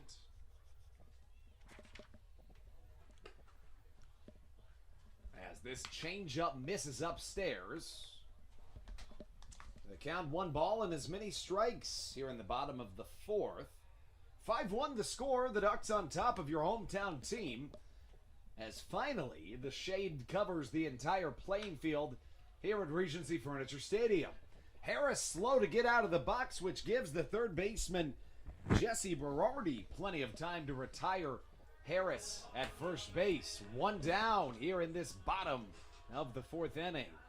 Now, something you guys might not have noticed, Berardi at third base almost tried to get that short hop and noticed Harris going slow out of the batter's box, is able to get that big hop and make the throw over to first. Good play over there at him, third base. That gives way to Jake Lucci, the offensive fire starter, back last night in the Blue Crabs home opener. Number 11 ripped the scoring seal wide open with a double to the right center power alley. And what would go on to be a Blue Crabs 7-0 shutout victory. 0-1 the count to the Dallas, Texas area native Jake Lucci. Iorio rocks back and fires, working awfully quickly as the right-hander as he misses off the outer edge, evening the count at a ball and a strike. Southern Maryland only trailing in the hit column by 2. Half a dozen hits for the Long Island Ducks, 4 for the Blue Crabs. Lucci takes upstairs, looked like he was ready to turn on that one. Good eye by him. That was another high fastball from Iorio, but that one just stayed a little too far up there. Another strong showing from the Crustacean Nation faithful here this evening. Swing and a miss. And another ball that Lucci was looking to put over in that power alley in right center field as he swings right through that one for the second strike.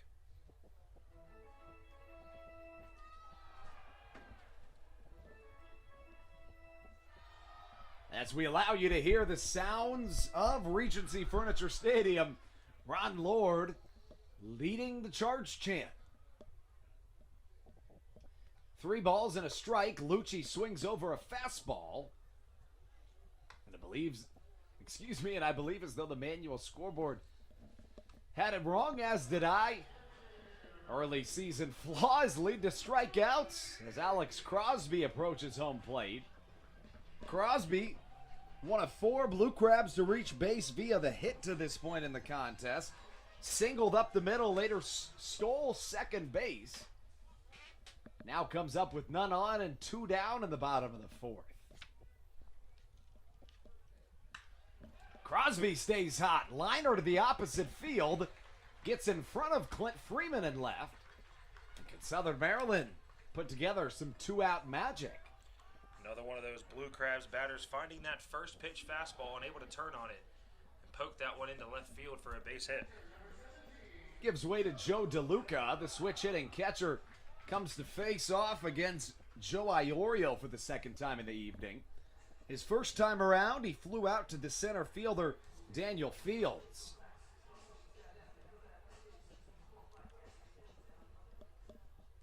Awaiting on deck, should we need it, is Michael Baca. A closed off Joe Iorio. Checks first. Slide step.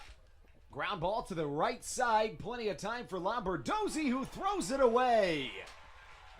The MLB veteran, Steve Lombardozzi, now with 2 fielding errors already in the game. Lombardozzi did a nice job getting over. That ball looked like it might be able to squeak through the middle for a base hit. As another one of those plays, he gets over, is able to make a nice play, but just can't get the throw over in time. What's going through your mind right now if you're the man up to the dish, Michael Baca? At this point, you're not trying to repeat what you did last at bat. Went down swinging on 3 strikes. You're just looking to make some type of contact with the ball and get it out to the outfield grass.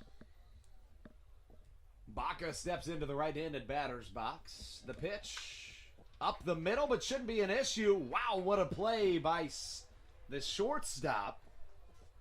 It was Ryan Jackson spinning like a top on the ground, gobbling up the ball, tossing it off to second for a fielder's choice.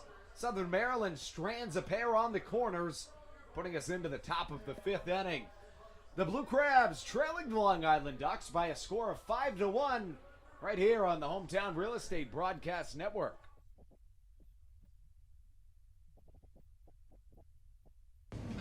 This is Austin Glorious, and you're listening to the Hometown Real Estate Broadcast Network. Through October of 2021, COVID-19 vaccinations are offered right here at Regency Furniture Stadium. No appointment necessary. Just swing on by and get your COVID-19 vaccination today. Take one for the team, Southern Maryland. Get the vaccine. Dyson Building Center is one of the oldest family-owned and operated hardware, lumber, and building supply stores in Southern Maryland. They are located in St. Mary's County on Route 5 in Great Mills. Dyson's has an expansive and diverse inventory to help you with all of your home improvement and project needs. Whether you're new to the world of DIY, a tried and true DIY professional, or somewhere in between, the friendly and experienced staff at Dyson Building Center is ready and willing to help you today.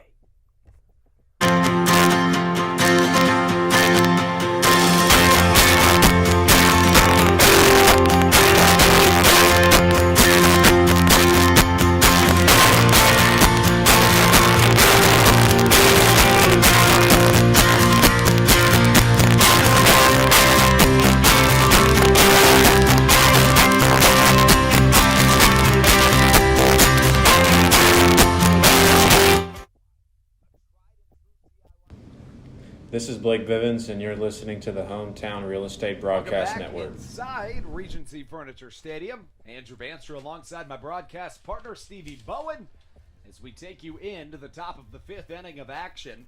Coming up first for the Long Island Ducks, the first baseman, number 26, Brock Stassi. Brandon Barker with his most challenging inning of his young season, coming in the most recent frame.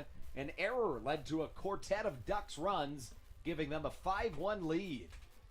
Two-seamer works its way over the heart of the plate, watching it all the way is Stassi. And Stevie, you have a stat about first pitch strikes for Brandon Barker. I was about to chime in there, Andrew. As we were talking about at the end of last inning, 4 of the 5 guys that were able to make contact with the ball against Barker last inning took that first pitch fastball that he had and was able to turn around on it for either a hit or make good contact with the ball. Looks like at this point, we were talking about earlier, him trying to dominate that strike zone early in the count. Looks like the Ducks have caught on. They're able to string it together a couple of hits. 2 balls and a strike the count. As Stassi, after that first pitch strike, watches 2 straight out of the zone. Change up in the dirt, works its way to a hitter's count. 3 balls and a strike.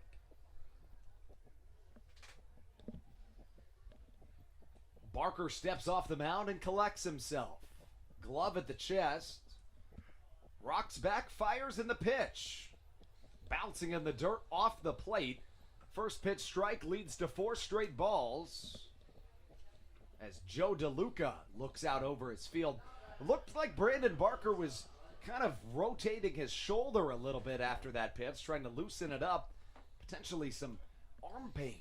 A little soreness in there will kill you on the mound. Barker, a pro's pro, a decade deep into his professional baseball career, has certainly dealt through that adversity before. Looking on to the new batter up to the plate, the 5-hole hitter, the shortstop, number 9, Ryan Jackson, who watches a ball miss for ball number 1. Jackson able to get on in the top of the second inning with that error on the line drive to Michael Baca, and then hit that double in the gap back in the fourth inning.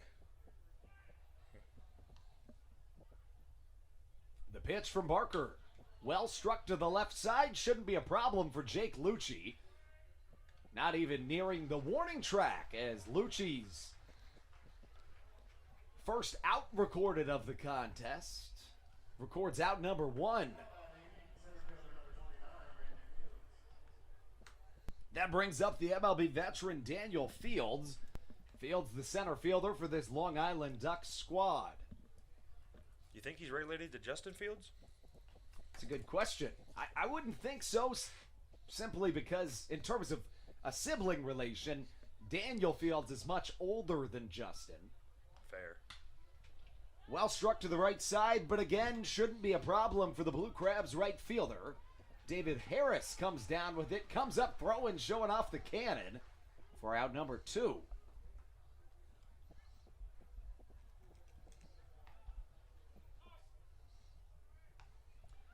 Fielding errors on both sides have been the story of this contest to this point. 3 fielding errors for the Long Island Ducks.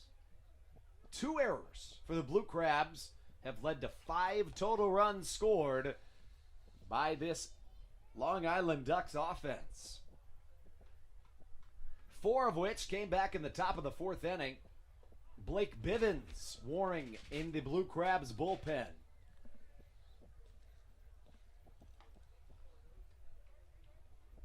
Ball 1 misses as Barker looks to collect himself and get out of this 5th inning unscathed. I beg your pardon, it's Dalton Geeky warming in the Blue Crabs bullpen.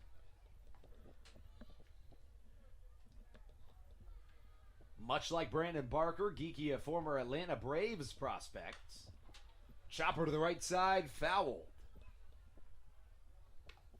A ball and a strike the count here in the top of the 5th inning. 5-1 the score. The Ducks on top of the Blue Crabs. Sal Giardina steps back up to the plate. Giardina has reached base twice. Once when he was hit by a pitch, another on a single. Make him 2 for 2 on the evening. As he lines one into center, that drops, putting runners on the corners with 2 down here for Brandon Barker. Giardina gives way to Clint Freeman. Freeman 1 for 2 in the contest with an RBI single back in the 2nd inning. The Blue Crabs started the scoring in this contest, plated a run in the bottom of the 1st inning. The Ducks responded with one of their own in the 2nd before putting 4 on the board in the top of the 4th inning. Freeman, one of the Ducks in this lineup, coming up clutch last inning, had a deep sacrifice fly ball, able to score Ryan Jackson from third base. Barker looks on, waiting for Freeman to settle into his left-handed batter's box, and does. Barker comes set, and the pitch. Well struck to the right side. David Harris giving chase back and catches. So some nice defensive work in the outfield for Southern Maryland here early in this contest. Keeps the score at 5-1. Your Blue Crabs looking to scratch back into this lead as we pass the halfway point of the contest here on the Hometown Real Estate Broadcast Network.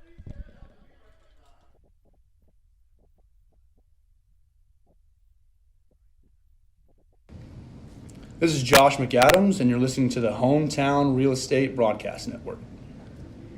Did you know that the Washington, D.C. metro area is the 5th most expensive place to live in the entire United States of America?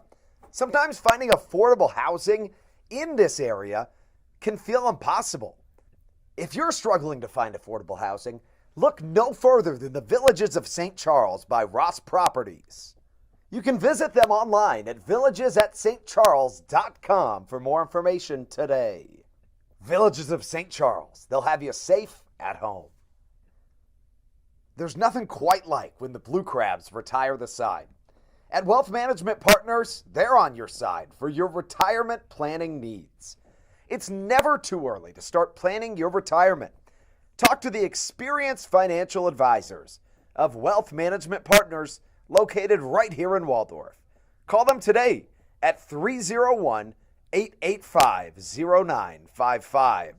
Again, Wealth Management Partners. Call them today at 301-885-0955.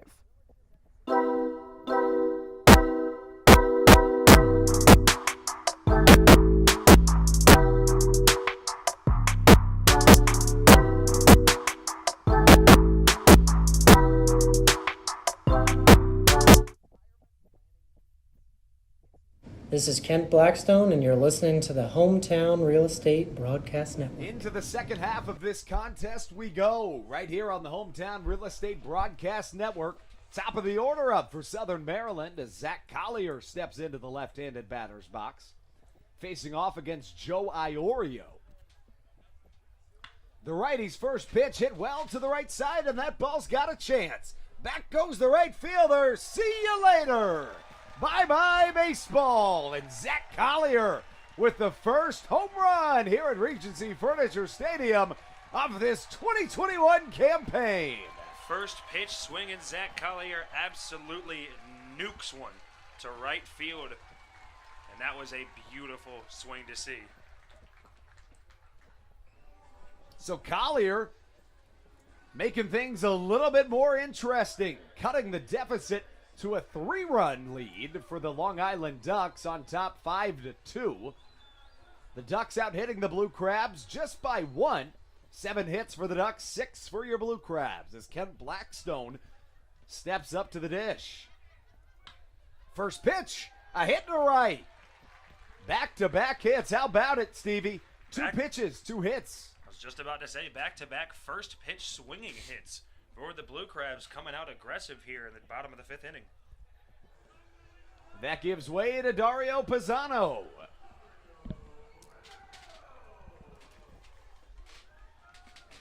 Pisano to this point in the contest, 2 for 2.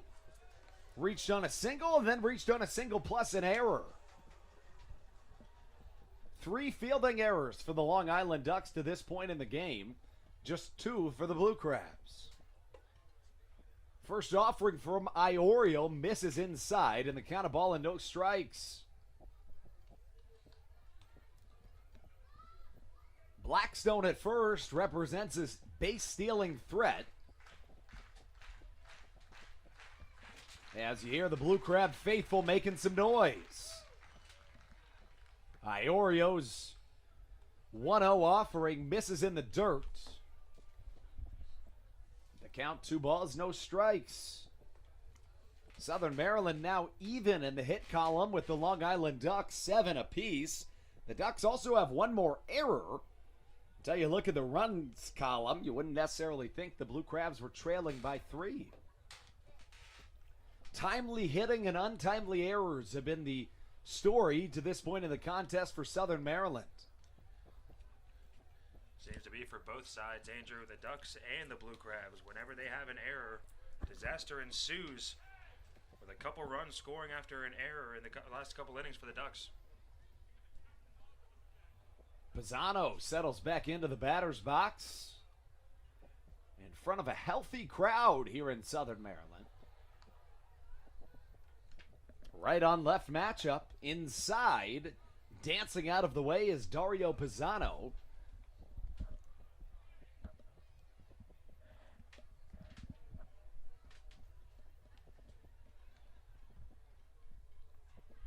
Pisano got off to a hot start this season, was named the ALPB Roundup's Player of the Weekend in this season's opener. Curveball down and away. And now I believe the count is 2-0.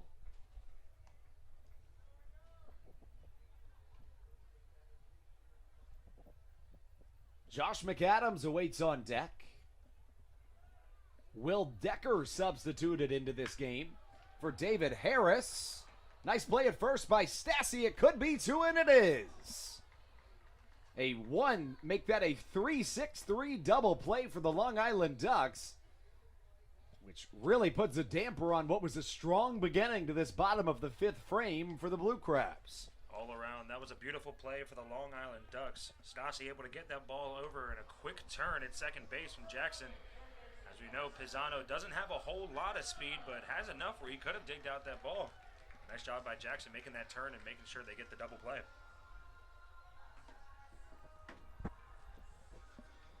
Brings up Josh McAdams, a Calhoun, Georgia native. Was an all-state football player in high school. Actually played on the same travel ball team and high school team as Dansby Swanson his whole entire life. Now that is a cool fact to have. As a big fan of Dansby Swanson, I did not know that information. McAdams told me he played some shortstop growing up. When I asked him if he ever started at shortstop over Dansby Swanson, he said absolutely not. Chopper up the middle, fielded by Ryan Jackson. Hosed across the infield for out number 3. Southern Maryland plates 1 in the bottom of the 5th on a Zach Collier solo shot. Narrows the lead to 3. The Ducks on top 5-2. Dalton Geeky on his way to the mound on the other end of this break on the Blue Crabs Hometown Real Estate Broadcast Network. This is Matt Latos, and you're listening to the Hometown Real Estate Broadcast Network. Weiss Markets is a proud sponsor of the Southern Maryland Blue Crabs and has been since their inaugural season in 2008. Weiss Markets also presents one of the Blue Crabs' best and most famous promotions every single year. Kids can get in free to every single Blue Crabs game of every single year simply by wearing a jersey thanks to Weiss Markets. Weiss Markets can help you with all of your game day needs for a great price. Stop in at your local Weiss today. Eat better, spend less. That's wise. Weiss Markets is a proud sponsor of the Southern Maryland Blue Crabs. When you need a win on the road, don't get left stranded. Make AAA part of your roster and you'll always have someone on deck ready to get you home. AAA also offers car care, insurance, and travel services, and has stores conveniently located for Blue Crabs fans in Brandywine, Crofton, and Alexandria. Don't forget to ask them about membership discounts for military and first responders. Please visit AAA.com to learn more or to find a AAA location near you.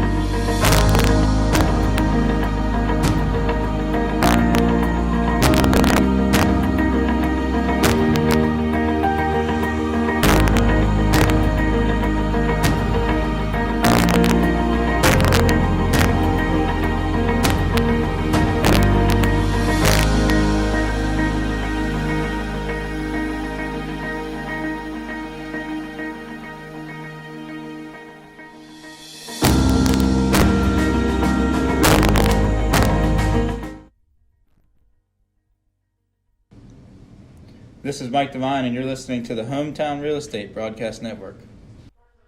Dalton Geeky takes the mound as Brandon Barker's night is over. Giving you the final line on the Blue Crabs starting pitcher, Brandon Barker, this evening.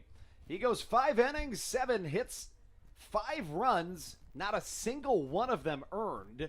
2 walks, 5 strikeouts. He struck out the first 5 batters that he recorded outs for in the contest. Did not K another one after that. First batter Dalton Geeky faces is Jesse Berardi. Looking at the numbers on the season for Dalton Geeky, he has appeared in 2 games, both in relief. 3 innings pitched, 2 hits, no runs, 1 walk, 3 strikeouts.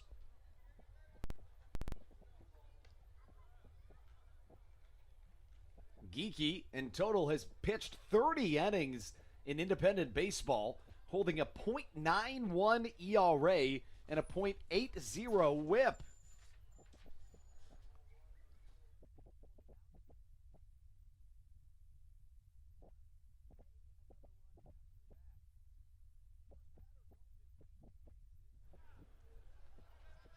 Tyler said this computer is cat.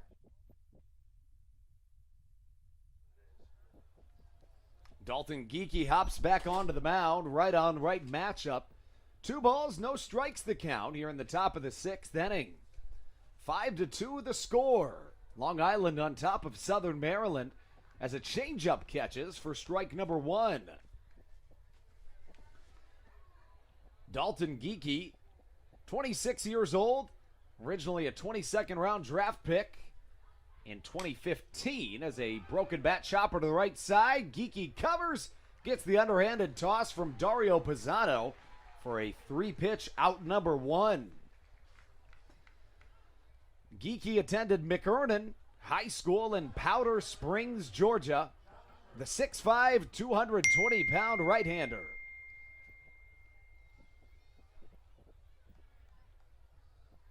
Up next for the Long Island Ducks is the leadoff hitter, number 14, the right fielder, Johnny Turbo.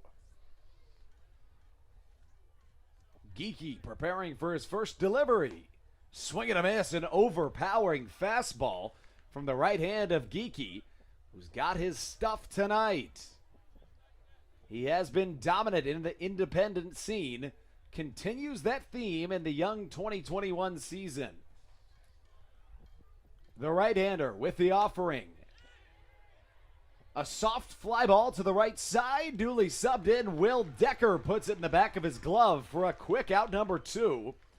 Decker takes the place of David Harris in right field and also assumes the 5-hole in the batting order. That brings up Steve Lombardozzi.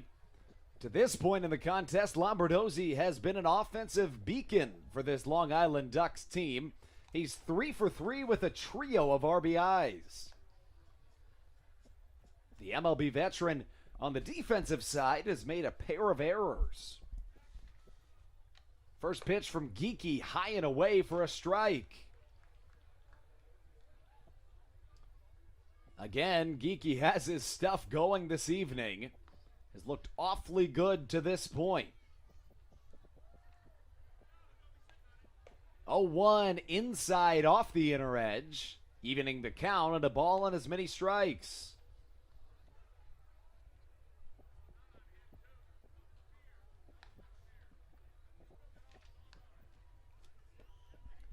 Geeky's 1-1 on the way. A hot shot, ground ball down the first base line, gets past the outstretched glove of the first baseman Dario Pisano, and that will go down as a stand-up double. Lombardozzi thought about taking 3, but was unable to.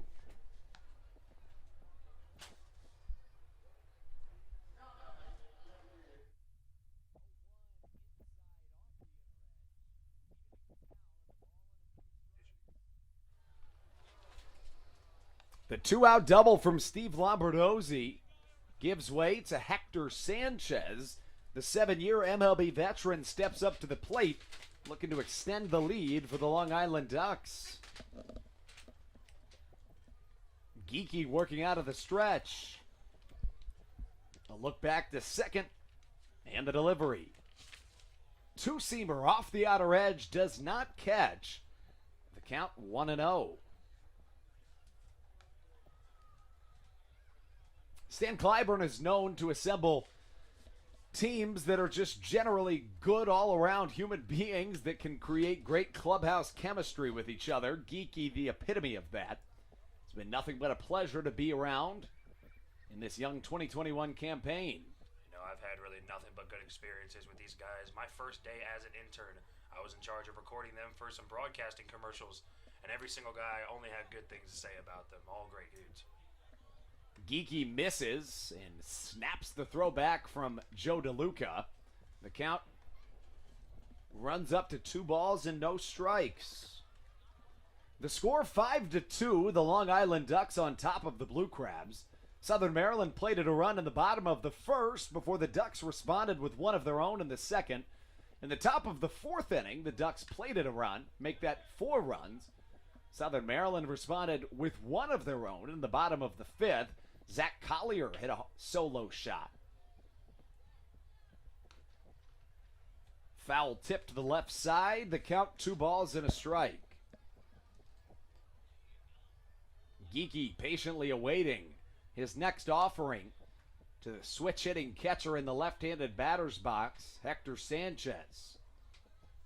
The 2-1 off-speed misses off the outer edge, awfully close. Working to a hitter's count, 3 balls and a strike. Another one of those breaking balls. You're just trying to get it to catch the outer half of that plate, but the electronic strike zone just won't pick it up. Geeky coming set on the mound, he has his sign. A look back to second, and the pitch. High and away, gets away from Joe DeLuca, putting runners on the corners with 2 down. More action in the Blue Crabs bullpen here in the top of the 6th inning. Get you a name and number on that as soon as we have it. Geeky steps back up onto the mound as Brock Stassi steps up into the plate.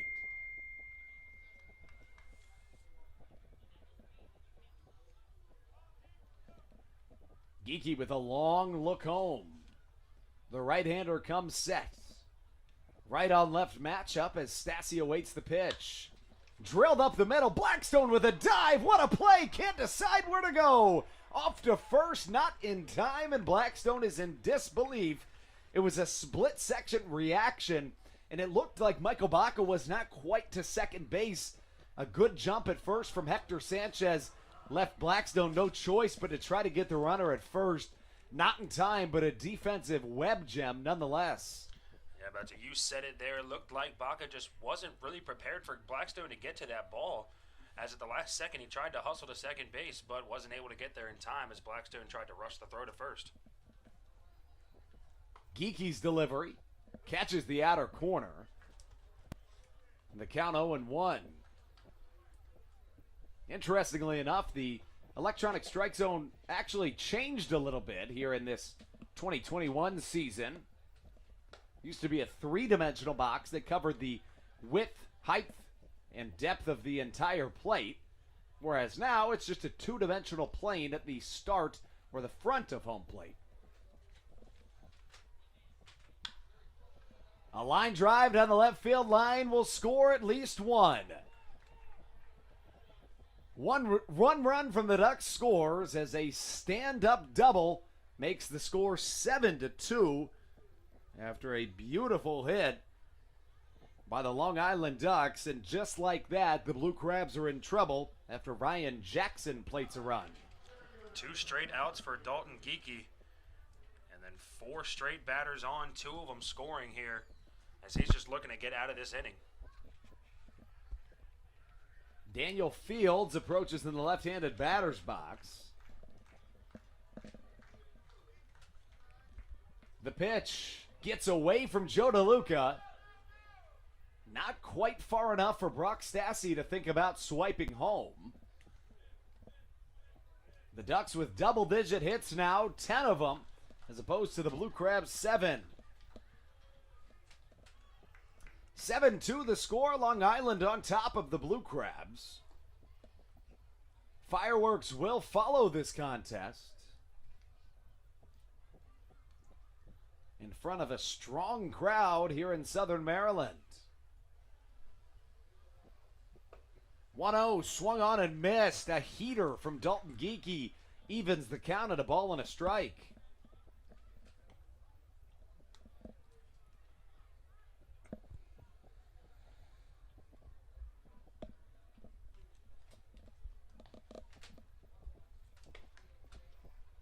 That last pitch from Dalton Geeky crossed at 94 miles an hour. Fastest pitch thrown to this point from Geeky. How about 96.7 miles an hour? That is some heat coming out of that right hand from him. Fields in an upright position awaiting the pitch. again nearly gets away from Joe DeLuca as Daniel Fields hits the ground. But a nice play from DeLuca to save a run. 2-1 the count. That is 2 pitches now in this at bat that have gone to Daniel Fields' feet. It looks like Geeky's just overextending that arm, just bringing that ball down. This is really the first trouble that Dalton Geeky has run into this season.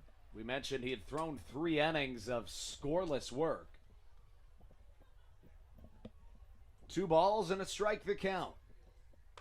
Well outside, and the count a hitter's count now. 3-1 to Daniel Fields.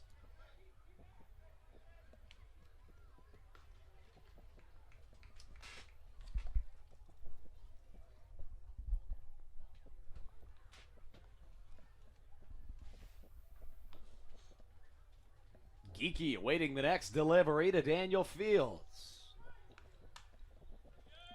This pitch, well struck but well foul. As the count works up to full, 3 balls and 2 strikes.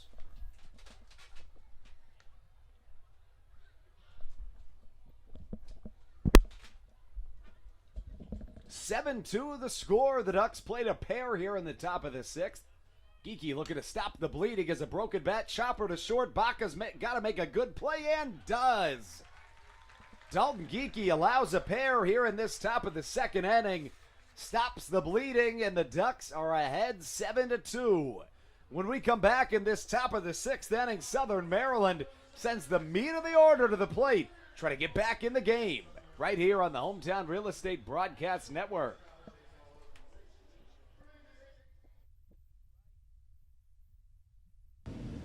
This is Will Decker, and you're listening to the Hometown Real Estate Broadcast Network. All Pawn is Southern Maryland's premier pawn shop and is the official pawn shop of the Southern Maryland Blue Crabs. Stop by and say hello today.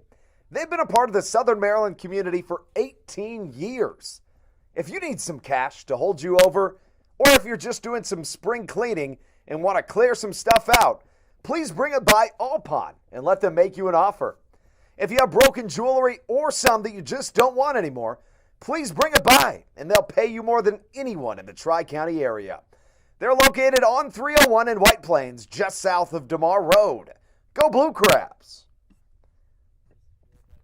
Hey Blue Crabs fans, make sure to visit the All-American Steakhouse and Sports Theater at 35 St. Patrick's Drive, right here in Waldorf, for some great food with great friends. Their steaks are fresh, hand-cut, in-house daily, as well as many other fresh seafood, chicken, and beef options. They offer outdoor and indoor dining available each and every day, along with the same great menu to go if you would like. Please visit them online at www.theallamericansteakhouse.com. That's www.theallamericansteakhouse.com. You can also visit them on Facebook or Instagram. They have daily specials that you just can't pass up. Thank you, Blue Crabs fans. Welcome back inside the Hometown Real Estate Broadcast Network, live from the Baynet Press Box. Andrew Banstra alongside my broadcast partner Stevie Bowen as Will Decker steps into the left-handed batter's box. His first at-bat of the evening after being subbed in the 4th inning. He sees a fastball miss on the outer edge, make that catch the outer edge for strike number 1. 7-2 the score. The Ducks played at a pair back in the top of the 6th. As Decker waves and hits one foul. Quickly an 0-2 count from Joe Iorio.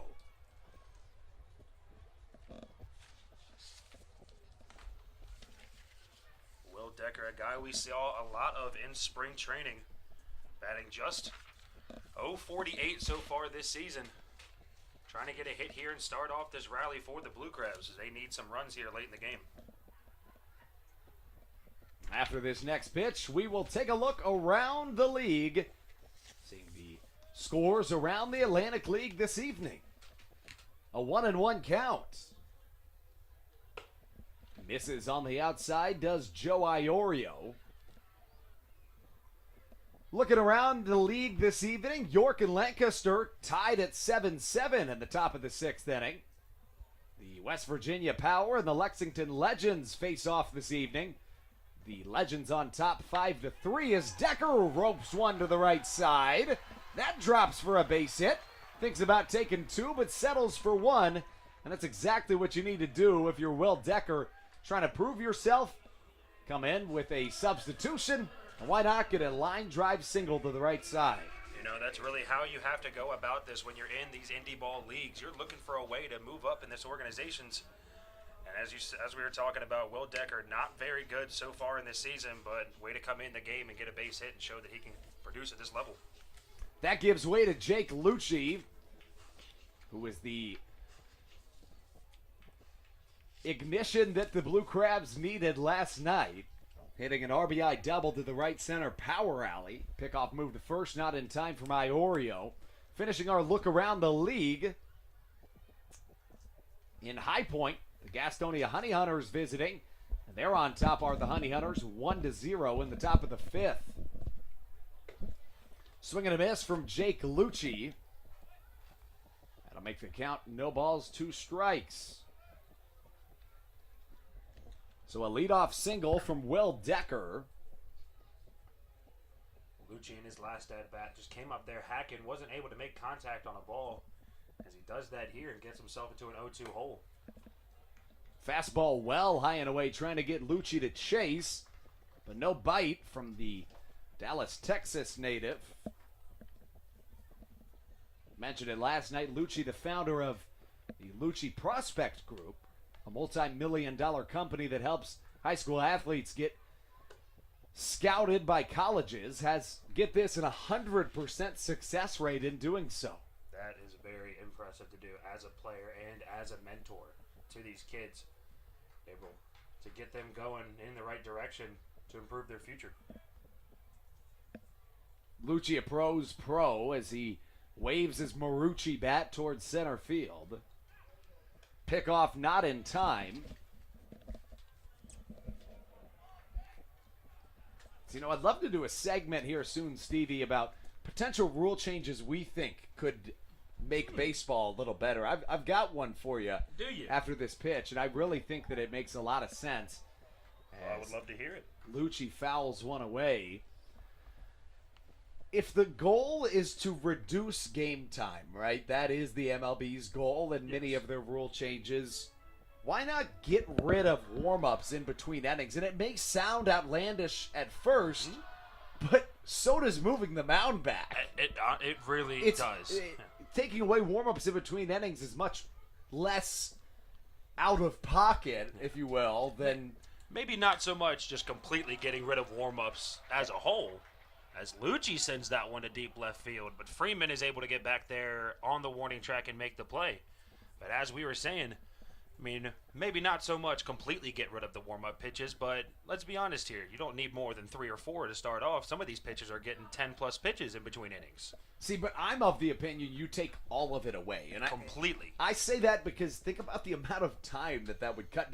Not just in between innings, but even on a pitching change. Make the guys go right into it. I mean, think about in any other sport when there's a substitution. No warm-ups. Is that, let's say in football, right? Let's say Tom Brady gets injured, backup quarterback comes in. He has to doesn't go get any 100% warm-up right away. reps. Yeah, He's just got to get right into the action. Exactly. I get what you're saying, but from a pitcher standpoint, I feel like you at least want 1 or 2 out there. But I agree with what you're saying. I think pitchers' warm-ups in between innings does slow down the game by a lot. And it looks like we do have another substitution in this contest as we make our way through some technical difficulties. Jake Marshall subs into the game for Alex Crosby, who was 2 for 2 in the contest. The reason for that being that this, speaking of rule changes, the double hook rule that we talked about last night, once the starting pitcher is taken out of the game, of course, the designated hitter spot is removed. So Alex Crosby was removed from the contest because of that new double hook rule. And also because of it, we know that Dalton Geeky's night is over, considering that he's been replaced with a pinch hitter in Jake Marshall. Looked like we saw Blake Bivens, I believe it was, warming up over there in the Blue Crabs bullpen Would not be surprised to see him coming in here in the top of the 7th inning.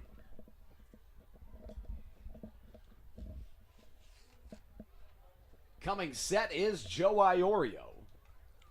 Coming home with the pitch. Slap to the right side, foul. Marshall finds himself in a 2-1 count. Marshall, one of these guys that hasn't gotten a whole lot of playing time this season, but has produced when he's at the plate. So far, .556 batting average, has 3 RBIs, and a .636 on-base percentage. And this guy has really shown he's able to be put in these high-pressure situations and produce. Chopper to the right side. Could there be time for 2? Maybe. The flip to second in time, but a fielder's choice is what it'll go down as Jake Marshall reaches base. 1 on, 2 down for Joe DeLuca as the 6'5 catcher approaches. You know, one of the things I like to talk about in sports often, Stevie, that I find very interesting is guys that were likely told at a young age, hey, you can't do that, right? And what I'm going to elaborate a little bit. I think the prime example is a 6'4", 230-pound running back named Derrick Henry that at some point in his childhood was probably told, hey, man, you got to be an offensive lineman. Like, we need you at this youth league to have our biggest guy be a lineman. And now look at him as he is one of the top running backs in the NFL. Exactly. I love those stories. You know, as the Blue Crab side is retired, we're finished with 2/3 of a baseball game, but you know, there's a lot of scenarios like that in sports. We'll keep talking about that and much more as we approach the latter third of this contest right here on the Hometown Real Estate Broadcast Network. This is Matt Latos, and you're listening to the Hometown Real Estate Broadcast Network. Weiss Markets is a proud sponsor of the Southern Maryland Blue Crabs and has been since their inaugural season in 2008. Weiss Markets also presents one of the Blue Crabs' best and most famous promotions every single year. Kids can get in free to every single Blue Crabs game of every single year simply by wearing a jersey thanks to Weiss Markets. Weiss Markets can help you with all of your game day needs for a great price. Stop in at your local Weiss today. Eat better, spend less. That's wise. Weiss Markets is a proud sponsor of the Southern Maryland Blue Crabs. When you need a win on the road, don't get left stranded. Make AAA part of your roster and you'll always have someone on deck ready to get you home. AAA also offers car care, insurance, and travel services and has stores conveniently located for Blue Crabs fans in Brandywine, Crofton, and Alexandria. Don't forget to ask them about membership discounts for military and first responders. Please visit AAA.com to learn more or to find a AAA location near you.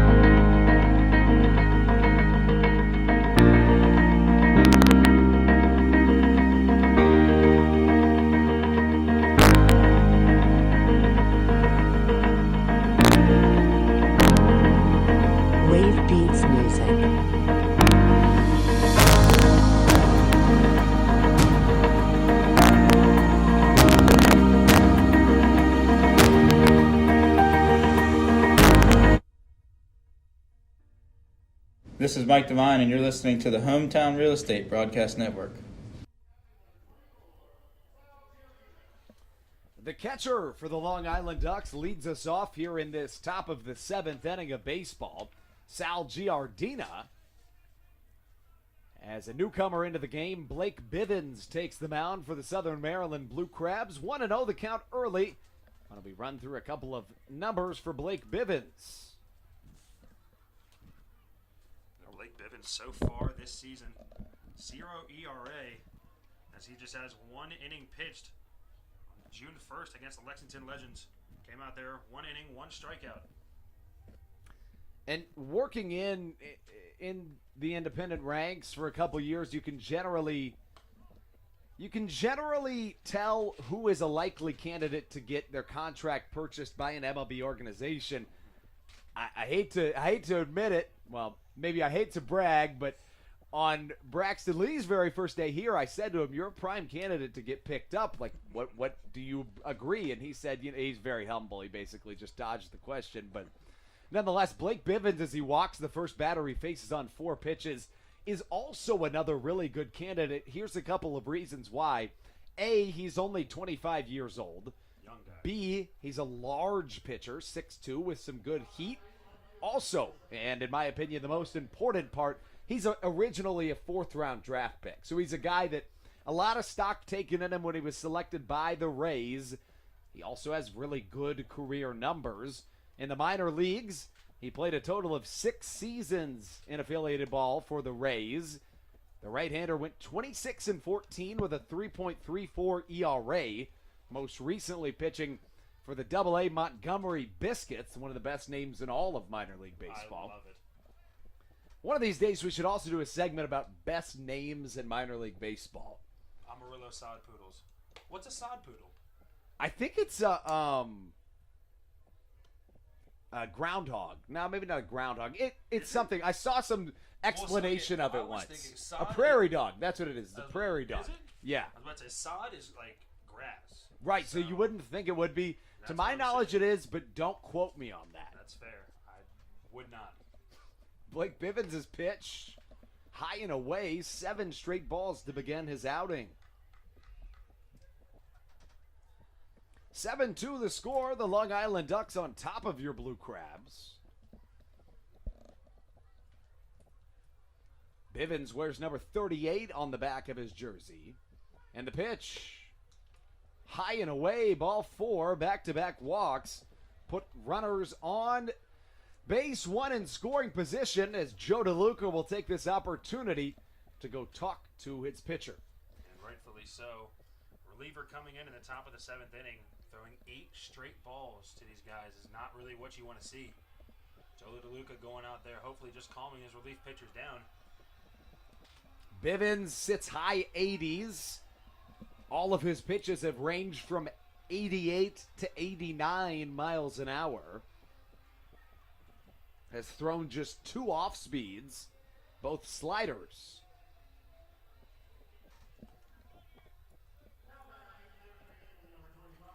So back-to-back walks, Sal Giardina and Clint Freeman. That gives way to Jesse Berardi, the third baseman, number 25. Southern Maryland looking to stop the bleeding here in this top of the 7th. Is this one high and tight to Berardi, but it misses for a ball. I'll give Bivens a little bit of credit. A lot of these pitches that are being called a ball aren't missing the zone by much. It all just goes back to that electronic strike zone. Would those have been called a strike if we had a real umpire calling the pitches? Which is something we don't know, as that second pitch is going to come in for a ball as well. 10 straight balls coming from Bivens on the mound, as Berardi has a 2-0 count here with 2 runners on, no outs. The 2-0 on its way, inside, high and tight. And the count 3 balls and no strikes.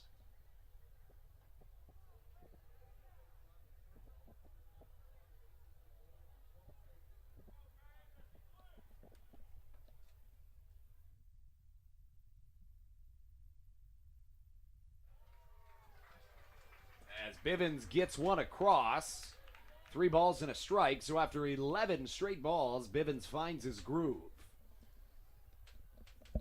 The pitch on its way. Fastball just high and away.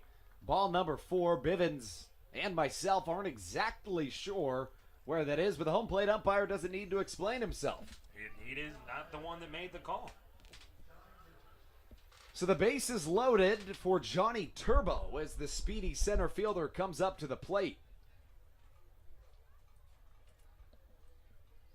Turbo, one of the few Ducks batters to have a couple of hits under his belt last night. Be a big moment here if he was able to get even more runs on the board here for the Ducks. More ducks on the pond. I don't know. That's exactly what the term I was looking for, but it worked, as did Turbo's swing attempt. Liner into center field, make that left, brings in a run. The Ducks now on top 8-2.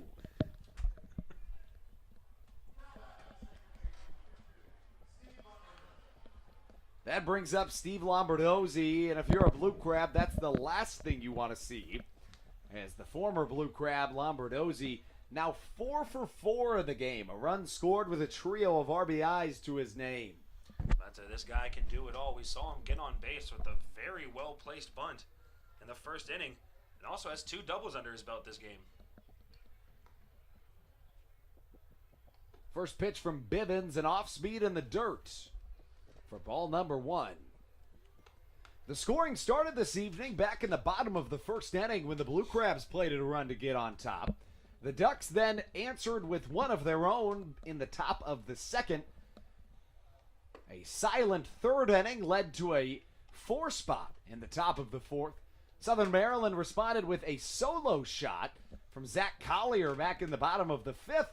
The Ducks played it another 2 in the top of the sixth, added another in this frame. Right before the 7th inning stretch, the Blue Crabs down 6. Another fastball misses as Bivens finds himself in trouble in the early goings of his appearance. 2-0 on its way. Inside and misses, make that the 3-0. And that will walk home a run. 9-2 the score. Looking at the career walk numbers for Blake Bivens, they have been generally somewhat of a problem, as it looks like that will be the end of the road for him. You look at his walks per 9. The averages on his career, just 3.5 walks per 9. Not exceptionally high, but also not the best. Yes. I mean, it's basically middle of the road, maybe even a little better than that. But he's certainly had seasons that have been less desirable than others, as Daryl Thompson, the Blue Crabs ace/pitching coach / hometown hero, goes over to speak with his current pitcher on the mound, Blake Bivens. What are you telling Bivens if you're Daryl Thompson? I mean, you hate to say it, but this game is a little ways away from the Crabs at this point. They're able to come back this late in the game, but statistically, you think about it, it's going to be tough. At this point, you just tell Bivens to try to lock in as much as he can and limit the damage. I agree.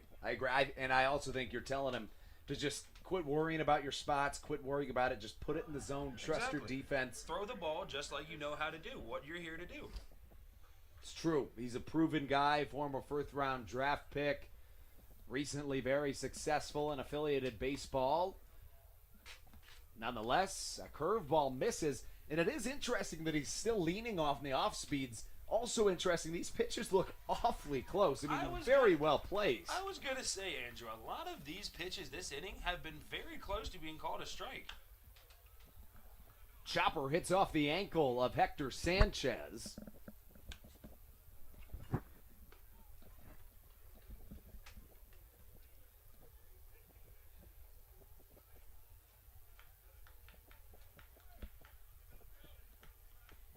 Bivens with a long look home. Another off speed. This one also missing outside. The count 2 balls and a strike. Bivens struggling in the early going in his home debut here in Southern Maryland. The 2-1 on the outer edge, evening the count at 2 balls and 2 strikes. It almost appears as though Bivens isn't even comfortable with his fastball right now. I don't know what it is for him on the mound at the moment, but he just doesn't seem comfortable in general. It's true. It might just be an off night for him. He just doesn't know what he wants to do on the mound. Pitch misses inside. The count works full.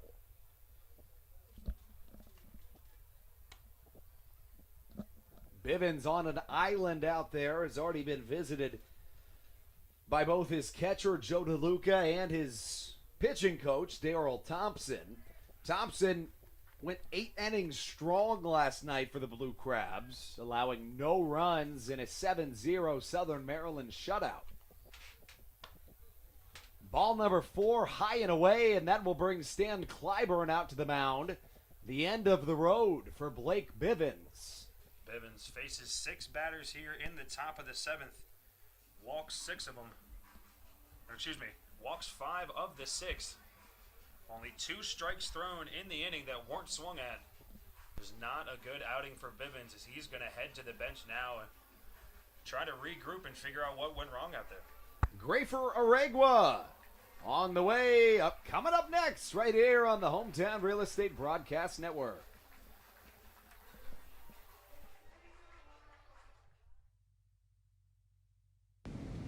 This is Jay Clucci, and you're listening to the Hometown Real Estate Broadcast Network. Dyson Building Center is one of the oldest family-owned and operated hardware, lumber, and building supply stores in Southern Maryland.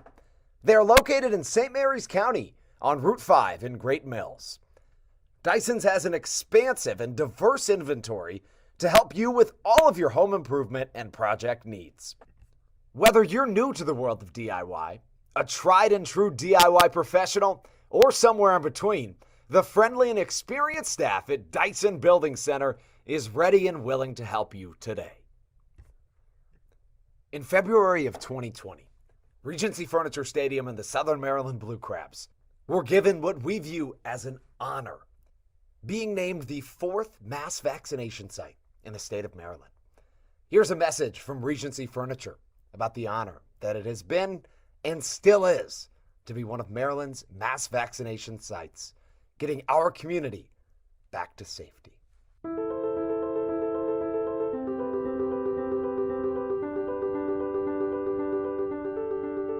During these times of uncertainty, it helps to know there are things we can control to help ourselves and others. For me, it presents the hope that soon enough, my friends and family will be together again.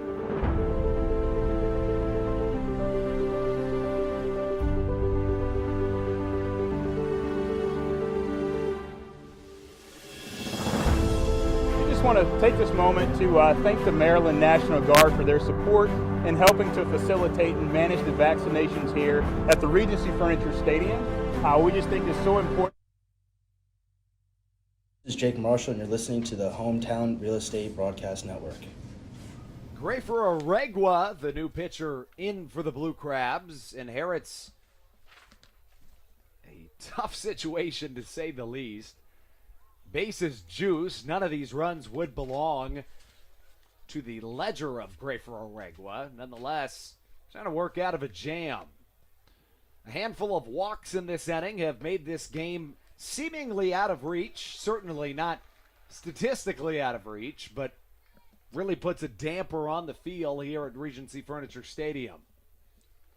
Aregua so far this season, just 4 innings pitched, 2.25 ERA, has let up 4 hits, 2 runs, only 1 of them earned. He's given up a home run, 1 walk, and 6 strikeouts on his line.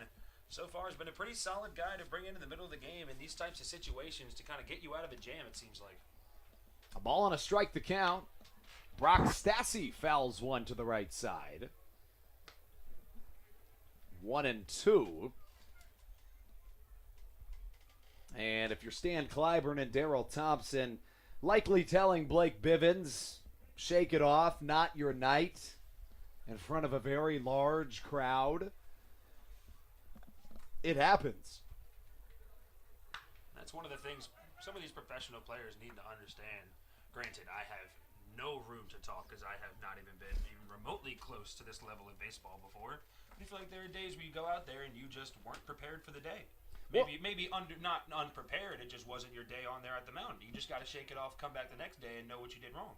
And I think it goes to the whole element of humanizing professional athletes after this pitch. Aregua, this one drilled down the right field line, fair for extra bases. 1 run scores. Here comes another. Lou Ford waving a third home. The throw not in time, and a bases clearing double for Brock Stassi makes this one a 10-run game.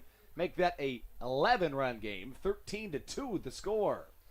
But to my point, I mean, I think it's always important to remember that just like you and I and anybody listening and anybody in the world in life has off days and on days, right? Exactly. Here on the broadcast, whether you're an accountant or whatever you are, some days you're just not going to be on your game, right? Exactly. So oftentimes, we look at athletes and, as almost superhuman figures, and it's always important for us to remember that as we point this out about Blake Bivens.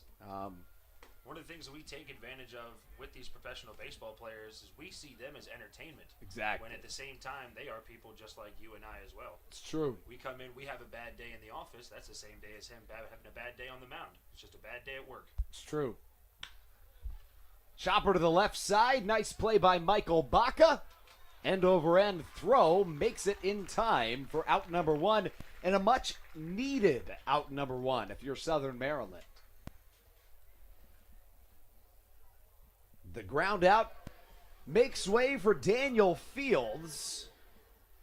Now, Daniel Fields was an incredible prospect when he was on his way up. He's only 30 years old, but I'll give you a couple of fun little stories about Fields in just a moment as this pitch misses.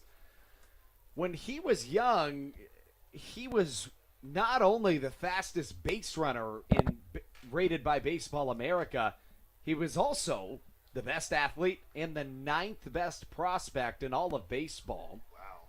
Additionally, in high school, he hit a baseball further than anybody on that field had ever hit it, and that doesn't sound ridiculous when you first hear it.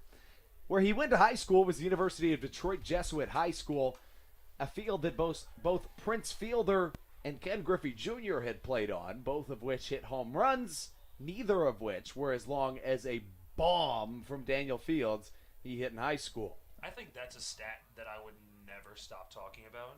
Oh, if it was me, I would live off of that 100%. forever. I am telling every single person that I know and every single person that I meet that I hit a ball farther on the same field as Ken Griffey Jr. and Prince Fielder. That's insane.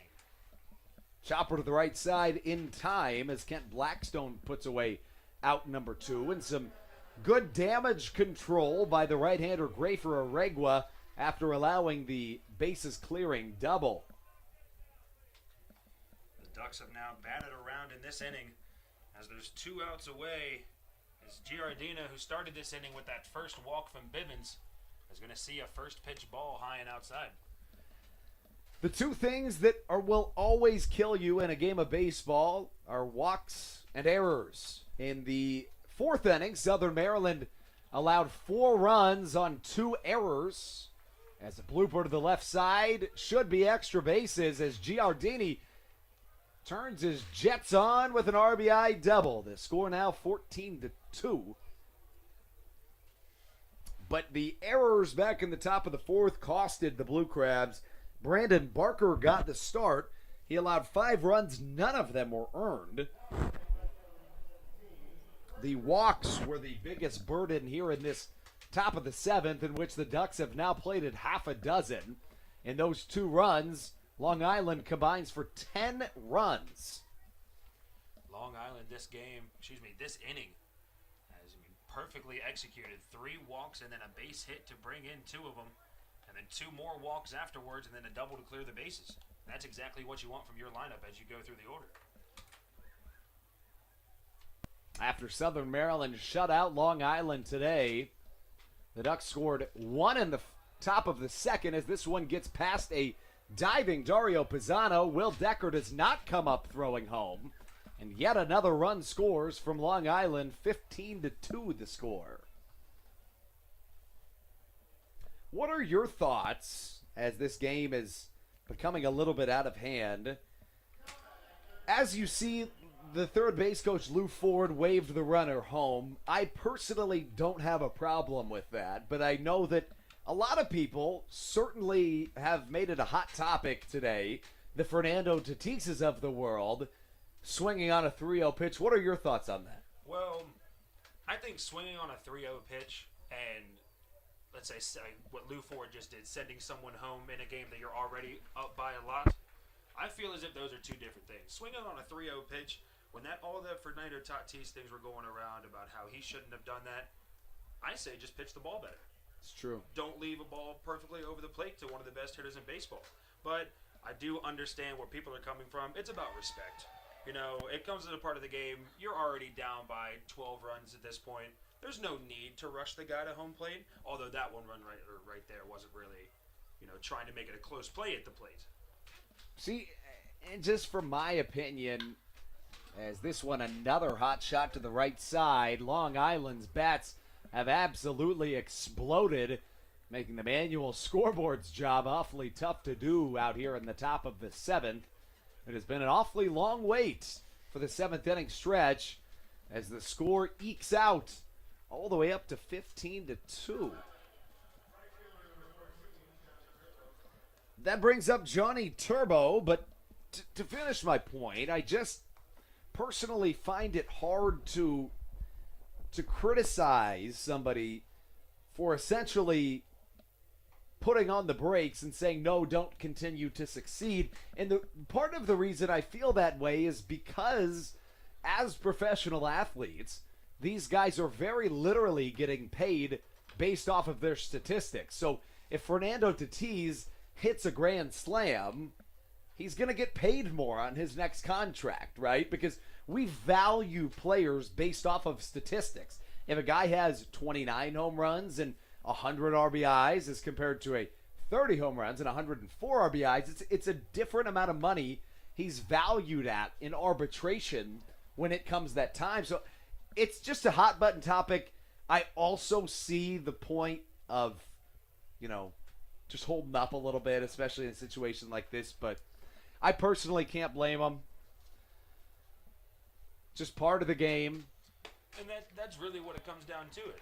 It's a part of the game. As Aregua strikes out Johnny Turbo, but not before an 8 spot from the Long Island Ducks, opening up a 15-2 lead here in this top of the 7th. It's 7th inning stretch time. Send it away right here on the Hometown Real Estate Broadcast Network. This is Will Decker, and you're listening to the Hometown Real Estate Broadcast Network. All Pawn is Southern Maryland's premier pawn shop and is the official pawn shop of the Southern Maryland Blue Crabs. Stop by and say hello today. They've been a part of the Southern Maryland community for 18 years. If you need some cash to hold you over, or if you're just doing some spring cleaning and want to clear some stuff out, please bring it by All Pawn and let them make you an offer. If you have broken jewelry or some that you just don't want anymore, please bring it by, and they'll pay you more than anyone in the Tri-County area. They're located on 301 in White Plains, just south of DeMar Road. Go Blue Crabs! Hey Blue Crabs fans, make sure to visit the All-American Steakhouse and Sports Theater at 35 St. Patrick's Drive, right here in Waldorf, for some great food with great friends. Their steaks are fresh, hand-cut, in-house daily, as well as many other fresh seafood, chicken, and beef options. They offer outdoor and indoor dining, available each and every day, along with the same great menu to go if you would like. Please visit them online at www.theallamericansteakhouse.com. That's www.theallamericansteakhouse.com. You can also visit them on Facebook or Instagram. They have daily specials that you just can't pass up. Thank you, Blue Crabs fans.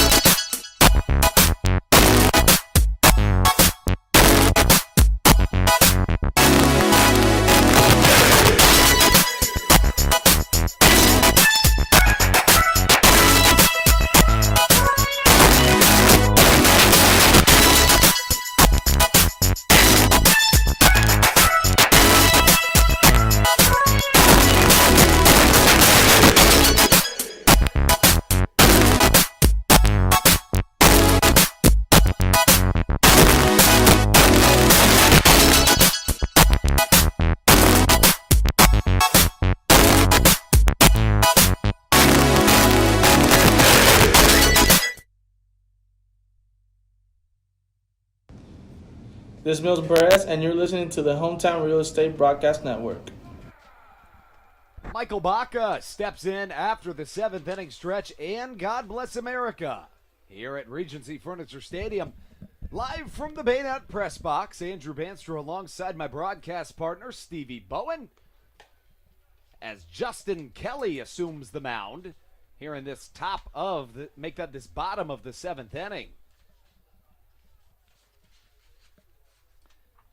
The final line for Joe Iorio this evening as Baca hits one to the left side, scooped up by the MLB veteran Ryan Jackson across the infield for a quick out number 1.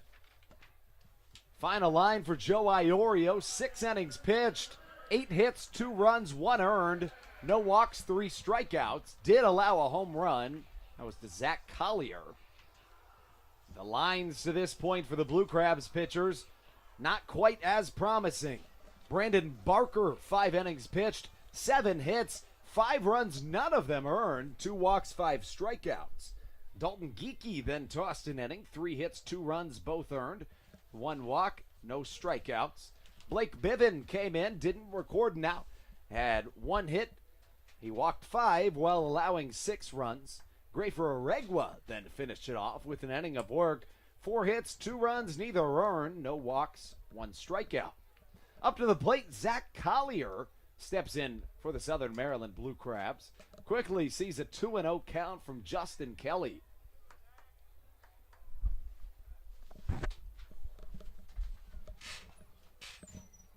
Curveball puts Zach Collier a little bit off balance as the count runs up to 2-1. More action in the Southern Maryland bullpen. Looks like Endris Brisano warming down in the Blue Crabs pen. Hot shot to the left field. Power alley. That should drop for extra bases. Landing in front of the Meridian Fitness Club sign. Collier puts on the Jets. A head-first dive into third base. And how about it? A triple from Zach Collier. What about the speed? I don't think I have ever seen someone go from home to third faster than Zach Collier just did. I mean, out of the box, he was 0 to 60. That was impressive. I mean, he rounded second as the ball was already in the air. Yeah. It was unbelievable. He was pulling up to second base before the left fielder even thought about picking up the ball and throwing it. Unbelievable. Now, a promising point for Southern Maryland in this contest, a team that strikes out a lot offensively, has struck out just 3 times so far in this ball game. As a scramble for a foul ball is caught by a fan that then proceeds to celebrate accordingly.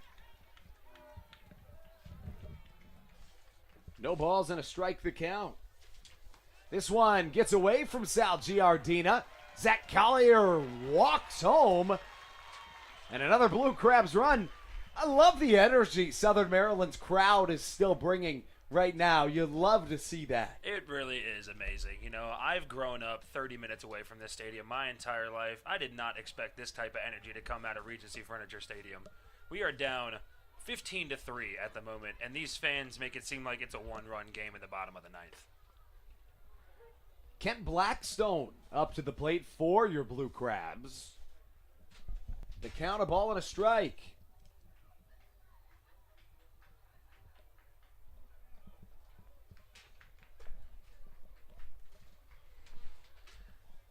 As Kent Blackstone goes down looking for out number 2. What a night it's been for Zach Collier, Stevie. Zach Collier, as we just found out, with that triple on his line now, he's 3 for 4 on the night with a double, a home run, and a triple. As you baseball fans know, all he needs is a single to complete the cycle. A thing we haven't seen a whole lot of here at Regency Furniture Stadium. Yeah, that would be pretty incredible.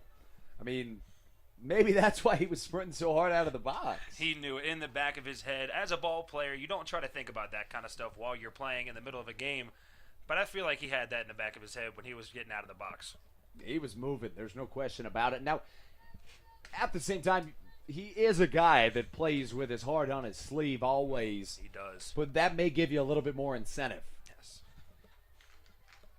Dario Pizzato assumes the left-handed batter's box. facing a fellow southpaw who misses outside for ball number 1. Giardina behind the plate, trying to frame it on that outside part of the plate, knowing if you get a fastball on the inside half to Dario Pisano, he could make you pay for it. The pitch, end over end to the right side. Stassi, underhanded flip to his covering pitcher, Justin Kelly, for out number 3. Southern Maryland plates a run and trails by 12. 15-3 the score, Long Island on top as we take you into the top of the 8th inning right on the other end of this break, right here on the Hometown Real Estate Broadcast Network.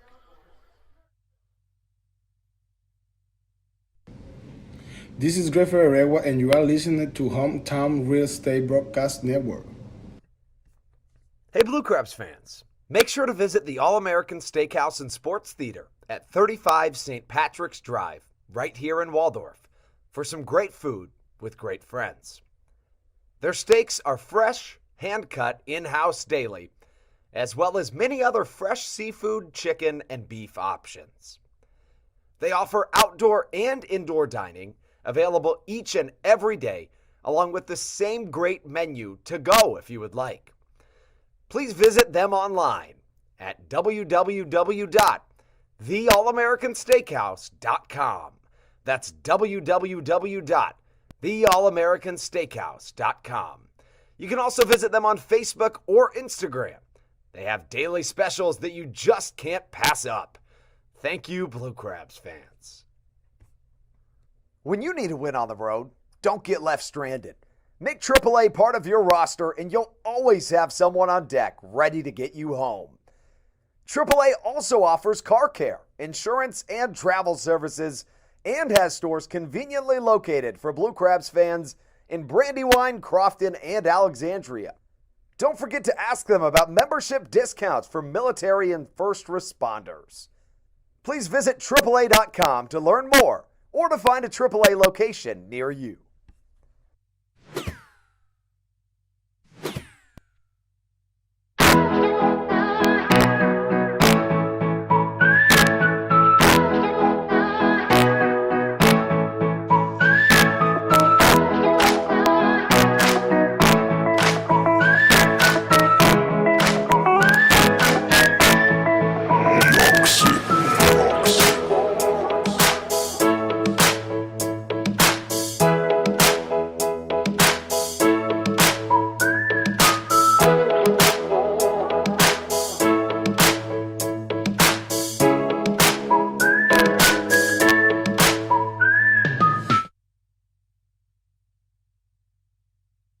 You're listening to Hometown Real Estate Broadcast Network.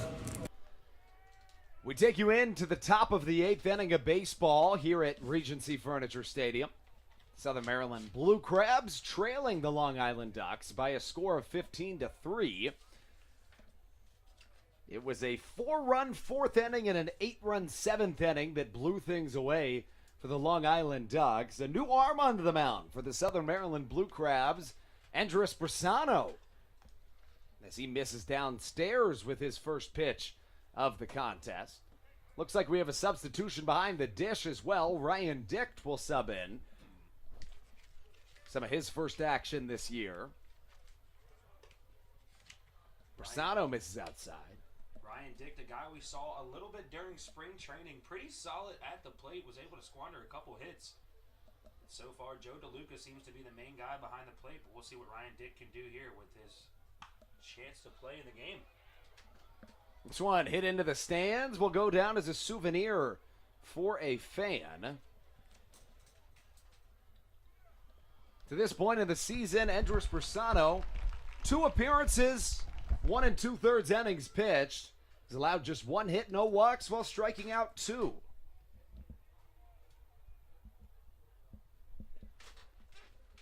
Two and 1 the count. Brasano delivers. Strike low and away.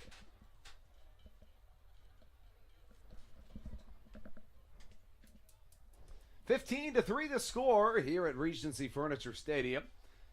Andrew Banstra alongside my broadcast partner Stevie Bowen. Happy to be bringing you tonight's action. no matter the score, we are thrilled to be joined by you this evening. And it's really, something that we appreciate even more after a long COVID-19 pandemic. I'm about to say, you said we're happy to be bringing you Blue Crabs baseball. We're just happy to be here in general. It's true. We get to sit here all summer and watch baseball. That's the best. It's true, especially with so many fans in the building. I mean, it's just one of those feelings you never knew if you'd be able to. Sometimes it felt like you wouldn't be able to experience that again, and it's something that's extremely important, right? I mean, obviously, camaraderie was something that we weren't able to experience for months and months on end, as we've all been missing a little social interaction. It's true. As Steve Lombardozzi reaches base, how about this, for the 5th time this evening? Lombardozzi, 4 for 4 with a walk, 4 RBIs, and 2 runs. Have to think that wouldn't be too difficult to pick their MVP this game. Now that I look over it, I believe he's reached base 6 times. Had the bunt in the first inning, a base hit, a double. That's right, Another 2 double walks. and 2 walks for him. 2 walks. Lombardozzi has had himself a night being able to get on base any way possible and scoring in 2 of those 6 times on base. I don't have the stats on it, but you have to imagine that there hasn't been all that many times, certainly this year in the Atlantic League, but the last decade, that somebody's reached base 6 times in a single game. Very big feat to accomplish.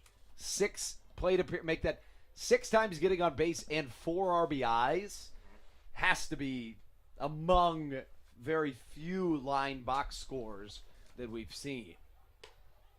Curveball misses high and in for a ball, 1-2 the count. It sounds like the type of statistic that MLB Random Stats would put out on Twitter. If you follow that account, it's a guy that puts out crazy stuff. The most bizarre things you will ever see. Exactly. This is the first time since this date that this specific thing has happened, and if only we were able to do that for this particular scenario, as Josh McAdams vocalizes to call off his fellow infielders as he catches it in the back of his glove for out number 1. Now, Andrew, I'll tell you, one of my favorite Twitter accounts is the Scoregami account. See, I'm not a big Scoregami guy. Really? I think it's fantastic. So I was if anybody listening is not familiar with Scoregami, Stevie, you want to explain? I would be surprised if there were people like knowing what this is on this broadcast. But that's fair. We'll explain to what it is. So a Scoregami is when normally it would be like an NFL, any major sports game ends in a score that has never happened before. Like off the top of my head, I know it was somewhere around this. I remember an NFL football game ended with the score of 45 to like 26, which of course in football, it's kind of hard to get to those scores without having a few things go wrong. And Scoregami tracks every single score that comes through there and lets you know how many times that score has happened previously. And every time I see one that's a Scoregami, it immediately gets 100,000 retweets. Very big moment. I don't want to be that guy. But you're going to be that guy. But I'm about to be. Okay, that's fair. I was a huge fan of Scoregami until it became super mainstream. And then every time a game would be closing in, people would be like, Scoregami? That's fair. fair. And it takes the allure out of it for me. I get what you're saying there. That's understandable. Andres Brasano sees a 1-1 count as he faces off here in this top of the 8th inning of action. Beautiful pitch. Swing and a miss to number 45, Juan De La Cruz, a native of West Palm Beach, Florida. In fact, he is the only catcher on the Long Island Ducks roster that is not a switch hitter. I believe in 2019 they had 4 catchers on their roster, all switch hitters. I was going to say the only one that's not a switch hitter, that's not a thing you see a whole lot of. Yeah, it's pretty... Switch hitters aren't necessarily one of the most common things you see in professional but for baseball. whatever reason, as a strikeout comes and goes to De La Cruz, bringing out Ryan Jackson. For whatever reason, in the Atlantic League, you see a ton of switch-hitting catchers. Charlie Valerio, one of the first to come to mind, a fantastic backstop for the Blue Crabs in 2019. Joe DeLuca, the current backstop for the Blue Crabs right now. Certainly. Valerio was a guy that would absolutely just bring out the best in any situation, lighten up any room he walked into, and light up the ball field as well. We talked about yesterday how Kent Blackstone and Alex Crosby made the Olympic team for Great Britain, as this ball is way back and gone. Ryan Jackson with a 2-run home run, and the score 17-3. The Ducks on top of the Blue Crabs here in this top of the 8th inning. Now, Andrew, this goes back to the conversation we were having earlier about, quote-unquote, running up the score. In situations like that, you can't do anything about it. That dude just hit a great ball off you. Right, I agree. In one of those situations. I definitely agree. Certainly there. I mean, you're not going to tell the guy, hey, try not to hit a home run. Right, and that kind of gets to the root of the issue for me, is telling professional athletes to technically not try. Right, or to tamper back their skills to make other people feel better, right? Fair, yes. I don't know. It's just interesting. Certainly an interesting debate. Andres Brasano steps in to face off against the next Long Island Duck up to the plate. It looks like we have a substitution. Get you the number on that as soon as we can. It is number 1, Ben Farias, a 6'2" infielder out of the Bronx, New York. Last played for the Long Island Black Sox. Fastball fouled back into the netting. The count even at a ball and a strike. So after Southern Maryland blanks the Long Island Ducks last night with a score of 7-0, the Ducks had a lot of pent-up aggression this evening and absolutely let loose, particularly coming in the 4th and 7th innings, where the Ducks combined for an incredible 12 runs. It seems like the Ducks weren't too happy about getting that shutout loss last night. Come out, put up big numbers against the Blue Crabs this night. An interesting story about kind of tampering back expectations after this pitch as Brasano misses downstairs. The very end of 2019, the Ducks had the chance to clinch a playoff berth right here at Regency Furniture Stadium. And naturally, the Blue Crabs front office, as per league rules, had to provide the champagne as well as the plastic to cover the clubhouse and protect it. Well, what ended up happening was the Blue Crabs had a 5-run bottom of the 9th inning as Brasano catches the outside corner. The count, 2 balls and a strike. I think I remember you telling me about this the first time. And next thing you know, Joe Benson, an MLB veteran that played for the Blue Crabs, hit a line drive to left field and knocked the Duck sign out of the manual scoreboard to walk off the Long Island Ducks. Naturally, the Blue Crabs whipped down all of the champagne and the plastic shields to protect everything. So, kind of an interesting story to bring you some behind the scenes as Brasano walks Farias. As that brings up Sal Giardina. The catcher wears number 24 on the back of his gray and green jersey.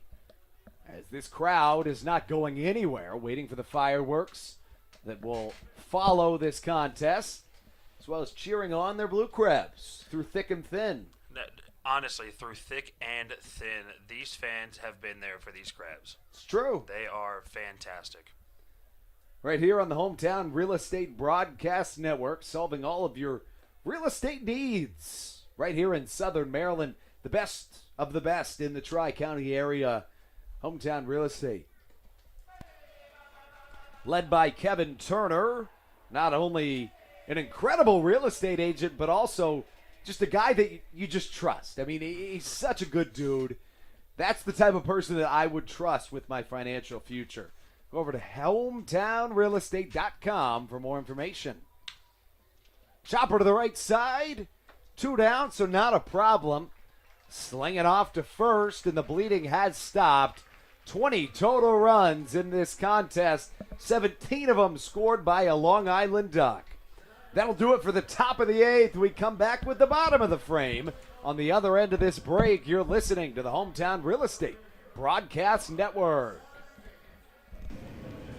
This is Ryan Caparese, and you're listening to the Hometown Real Estate Broadcast Network. There's nothing quite like when the Blue Crabs retire the side. At Wealth Management Partners, they're on your side for your retirement planning needs. It's never too early to start planning your retirement. Talk to the experienced financial advisors of Wealth Management Partners located right here in Waldorf. Call them today at 301-885-0955. Again, Wealth Management Partners. Call them today at 301-885-0955. Weiss Markets is a proud sponsor of the Southern Maryland Blue Crabs and has been since their inaugural season in 2008. Weiss Markets also presents one of the Blue Crabs' best and most famous promotions every single year. Kids can get in free to every single Blue Crabs game of every single year simply by wearing a jersey thanks to Weiss Markets. Weiss Markets can help you with all of your game day needs for a great price. Stop in at your local Weiss today. Eat better, spend less. That's wise. Weiss Markets is a proud sponsor of the Southern Maryland Blue Crabs.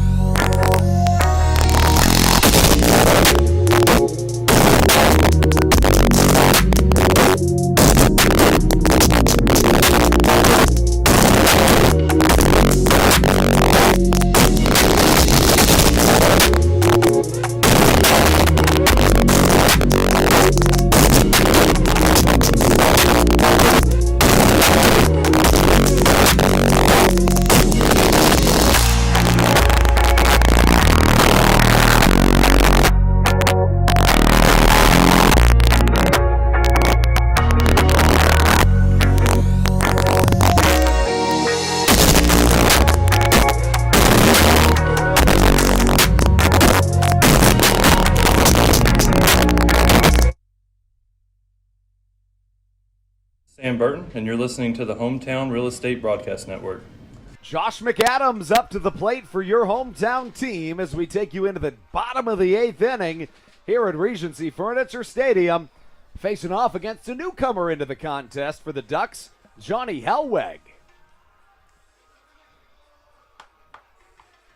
McAdams comes up to the plate looking to make a little bit of a spark here for the Blue Crabs just to keep these fans on their toes. Not that they need an energy boost. They were singing and chanting Sweet Caroline during this past inning break. And the energy, I mean, we can't emphasize it enough, that has been brought over these last 2 days. If it continues throughout the Blue Crab season, it will be so fun to watch. I don't know who's more excited to be back here talking about some baseball. It's the fans or us? You know, it's going to be a close call. I'd like to give it to us personally, but honestly, I don't think we deserve it. And there's a lot of them and only 2 of us. So collectively, it's us. Yeah, I'd We're say. really excited. Yeah. Anyways, I talked to a lot of players, even the manager, Stan Clyburn, as well as bench coach Joe Walsh last night, and they were blown away with the amount of, not only the amount of fans, but also the energy that it brought. They said that it changed everything. And honestly, you could see it on the field. You really could. They came out in that game last night ready to go. It's true. McAdams awaiting the pitch. Here it comes from Helwig. Foul tip into the mitt of Sal Giardina and into the dirt. 2-2 the count. 17-3 the score. Southern Maryland trailing the Ducks. Barring a miracle, this series will be tied at 1 after tonight. And always a good run the Blue Crabs had, undefeated at home. 624 days to be exact. Going 1-0 over that year-and-a-half stretch. Hey, but that's 1-0. It's true. It's true. You know, a lot of teams have had a lot of fun with the whole undefeated thing. Our friends, the Bowie Bay Sox up the road, they put out a T-shirt that said undefeated, had all their games that they were supposed to play last year. I think it was the Lexington Legends had a sign in their outfield that said 2020 undefeated season. Nice. That's awesome. That's dedication. One of my favorite things is me personally, I'm a huge Baltimore Orioles fan. When we swept the Red Sox, first series of the year, which, of course, if you know anything about the Baltimore Orioles, we're not supposed to sweep anybody. We're not good. But we swept in the first year. My favorite thing, I was talking to my Red Sox fans, talking about we're going to go 162-0 this year. We are on pace to win every game this season. And it's not a lie. It's true. We were on pace to win 162 games in a row. But, of course, look at them now. It's true. It's true. Speaking of the Orioles, farm system is looking awfully good this year. At the AAA level, a Blue Crabs connection, 2019 starter Dustin Knight is currently pitching for the AAA affiliate of the Baltimore Orioles. 2019, get this, Dustin Knight struck out 17 batters in a single game, setting an Atlantic League record. Even crazier, he wasn't a starter before he got here. He had never thrown more than 5 innings in a game. He threw 8 innings, striking out 17 batters. And even crazier, you want to hear this? I would love to. As Josh McAdams strikes out after an 8-pitch at bat for the first out of the bottom of the 8th. So, Dustin Knight was a closer by trade. Okay. Each time he finished a game, he would do a backflip on the field. True story. Oh, I know who you're talking about. You've seen him on Twitter. I was about to say, as soon as you said backflip, I'm like, okay, now I remember who Dustin Knight is. Exactly. Okay, exactly. So he would do backflips, but he had never done so as a starter because the deepest he'd gone is 5 innings. So could you imagine doing a backflip when you get taken out of the game? It's true. So one night, he has a perfect game a no-hitter through 8 innings. Okay. And he allows a hit in the top of the 9th. Of course. He got pulled and he didn't do a backflip. So I asked him afterwards, as Will Decker steps up to the plate. I asked him, was there at least a thought of doing the backflip? Because you did have a no-hitter through 8 innings. He said, not unless I finish the game. And I said, for a guy that's never gone deeper than 5, I don't see that happening. Next thing you know, next time out, 17 strikeout, complete game, and we get the backflip. That's amazing. That's fantastic. If I were a pitcher and I were throwing 17 strikeouts in a complete game, physically, I have never been able to do a backflip. I would have done 8 in a row if I had a game like that. Stevie, I got to tell you, if I was able to do a backflip, I think there would be a lot of unnecessary situations that I would just do backflips. I have a friend who found out he was able to do a backflip last summer. He does it when we go out, like with friends. So how do you go about finding that attribute out? You just give it a shot? My friend's a very athletic guy. He goes to the gym constantly. I remember one day we were just hanging out at our place when we were back at school in Salisbury, and he just goes, you know what? I think I can do a backflip. And we were like, okay, we would love to see this. He goes outside first try and lands a backflip. And now he doesn't stop doing backflips. So to any listeners out there, don't try this at home. It's interesting you bring that up because during the COVID-19 pandemic, I tried a backflip. I didn't try, but for some reason, I don't even know how the seed was planted, but I got this thought in my mind that I could do a backflip. If you know me and you know my build, you know that probably is faulty thinking. As Will Decker gets hit by a pitch, he'll be aboard, making way for Jake Lucci. But there's no way I'm doing a backflip. And I kept telling people around me, I think I can do a backflip. Thankfully, I have a good group of people around me that said, hey, kept me grounded and realistic. Literally grounded. Good use of words there. And I still haven't tried. So you never know. Maybe I could do a backflip. Maybe what we should do at some point of the season is a live audio broadcast of you trying a backflip. Because, of course, the fans can't see you right now, but I think they would love to hear you crashing into everything around you as you attempted it. Or celebrating the landing of my backflip. That would be some content right there. Jake Lucci takes a strike on the inner half, 0-1 the count. 1 on, 1 down here in this bottom of the 8th inning. Facing off against Johnny Helweg. as Carlos Diaz warms in the Blue Crabs bullpen. Still about 2,500 fans, rough estimate here in the stadium. I would say 2,500 is a safe bet. As Lucci takes off the outer edge. I always like doing this about at this point in the game. Do you have a guess for the attendance this evening? So when you said earlier, how many did we have at opening day again? 5,962.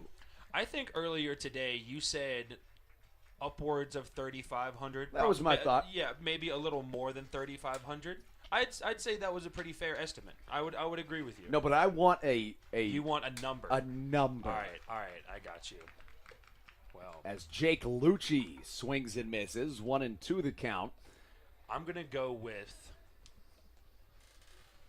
you know what? I'm going to lowball it a little bit. I'm going to prices right this, okay? I don't want to go over here. Okay.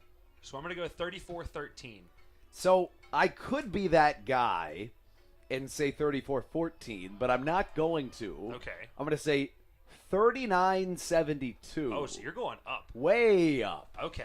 It's just my thoughts. We'll get the I just want to official. point out the disadvantage I'm in because you've worked here for 4 years. That is true. So I do have a little bit of a better gist of being able to kind of read, of course, that crowd. One of the skills you obtain, very unnecessary skills when you apply them to everyday life. But is also a great skill to have because I could look out into a crowd and I can't tell. That could be 50 people or 500. That's fair. I can't tell.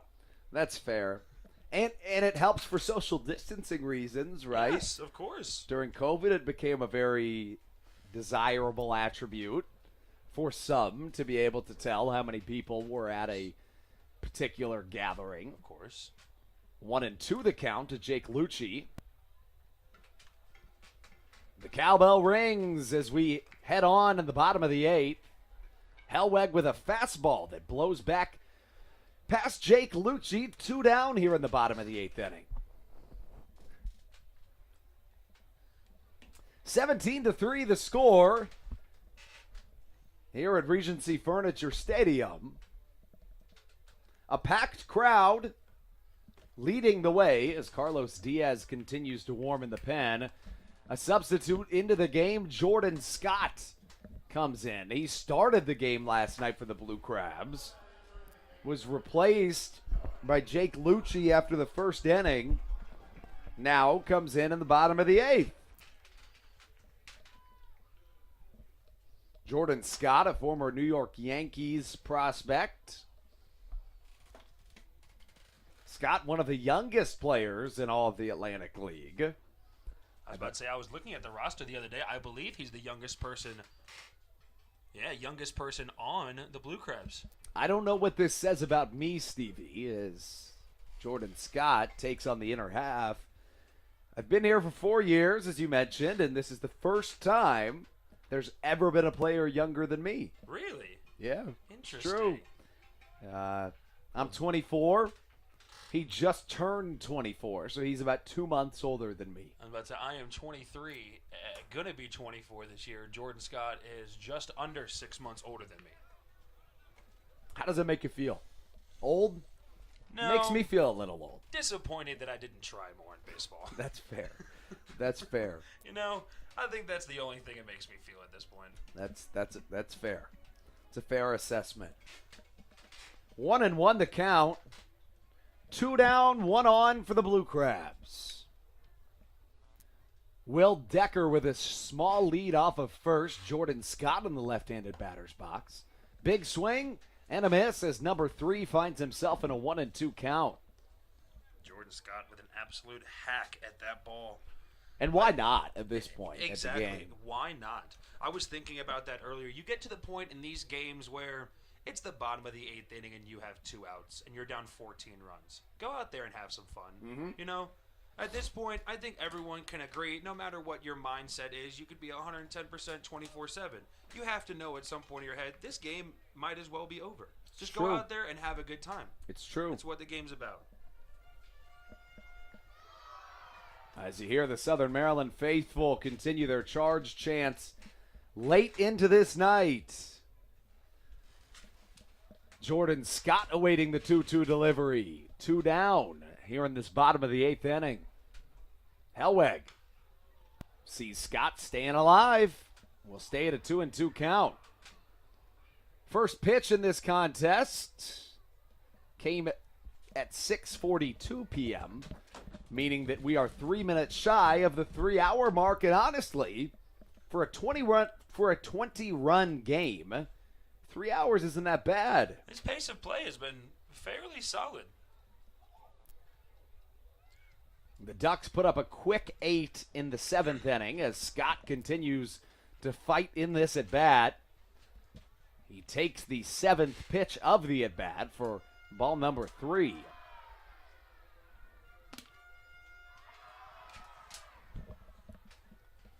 Scott awaiting the Hellweg pitch. A full count in front of a full crowd here at Regency Furniture Stadium.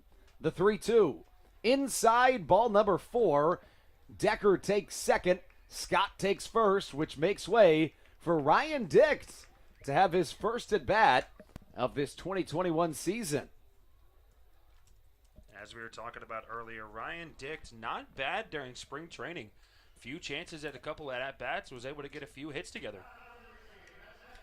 I will correct myself. This is his first at-bat, potentially, but not his first plate appearance. He has one plate appearance. It was a walk. Has played in just one game to this point. This is second. Was subbed in behind the dish defensively last inning. Comes in with the red mahogany bat. And takes on the inner half. Johnny Hellweg getting squeezed by Mr. Robo-Ump. One cool addition this year in the Atlantic League is that a official Robo-Ump artwork has been created. Interesting. If you will. And it has been embroidered onto the hat of every umpire in the Atlantic League. Nice. It's true. It's true. The Atlantic League president, Rick White, headed up that campaign. He has done an incredible job directing the Atlantic League in the direction towards more and more success every year, paving new ground every year. Very fortunate to have him heading up our league. Dicht takes a fastball. Hellweg doesn't know where that missed, but again, the home plate umpire doesn't need to answer for it. Exactly. That's one of those things, as a pitcher, you want to ask him where that one missed, but he doesn't know. And to your point, when the umpires get that ball or strike call, you would think it would be a little different, but it just sounds almost like Siri or Alexa saying just, it's like a robot automated voice, and it just says ball or strike. I had the opportunity back in York, Pennsylvania, at the first ever game that used an electronic strike zone at the 2019 Atlantic League All-Star Game, to put on that AirPod. Really cool experience to be a part of as Dick swings through a slider. Makes it a tough at-bat for Johnny Hellweg, but he stays strong. A long bottom of the 8th. Scoreless for the Blue Crabs. They drew a walk and got hit by a pitch. 17-3 will take you into the top of the 9th on the other end of this break on the Hometown Real Estate Broadcast Network. This is Will Decker, and you're listening to the Hometown Real Estate Broadcast Network.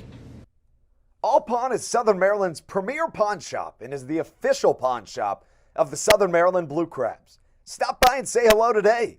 They've been a part of the Southern Maryland community for 18 years.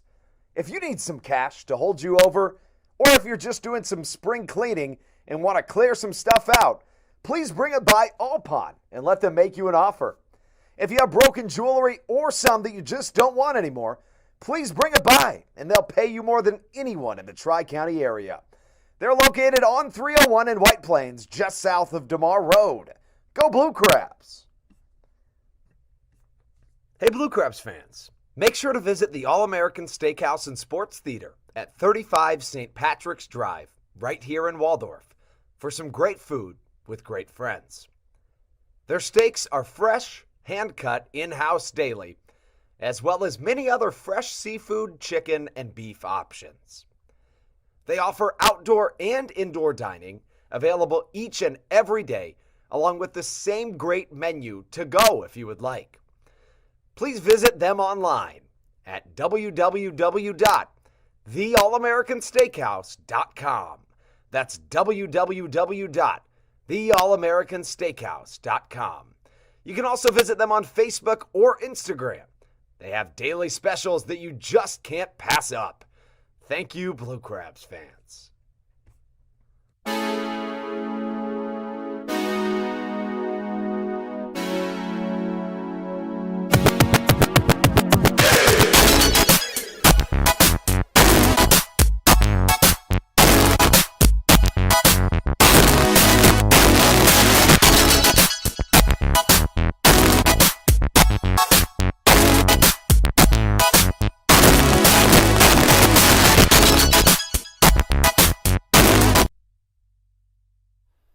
Welcome you back inside the Baynet Press Box here at Regency Furniture Stadium, home of the Southern Maryland Blue Crabs. Carlos Diaz, the lone southpaw on the entire Blue Crabs pitching staff, enters the game, wears number 18 on the back of his white and navy Crabs jersey. The lefty tosses in a pitch, gets out to right quickly, but Will Decker's right there to retire for out number one.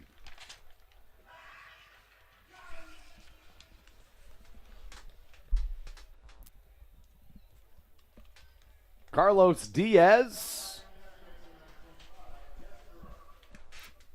Again, the southpaw, 6'2", 225 from Monteria, Colombia.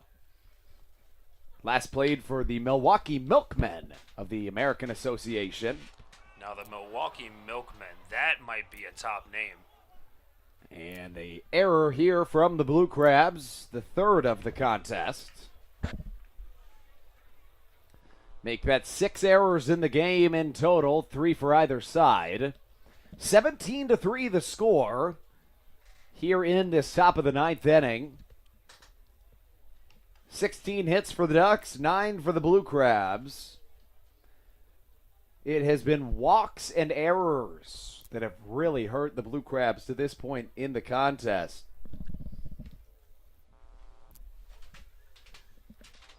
The Ducks played at 4 in the 4th and 8 in the 7th.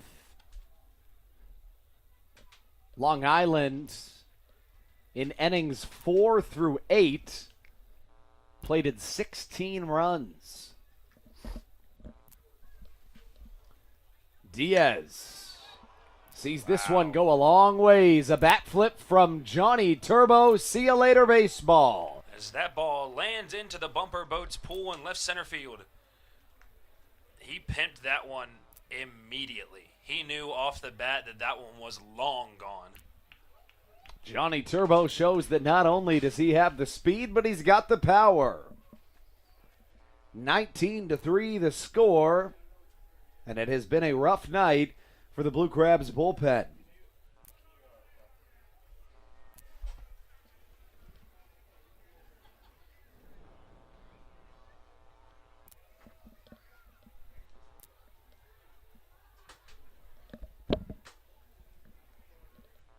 Carlos Diaz sees a substitute come into the game.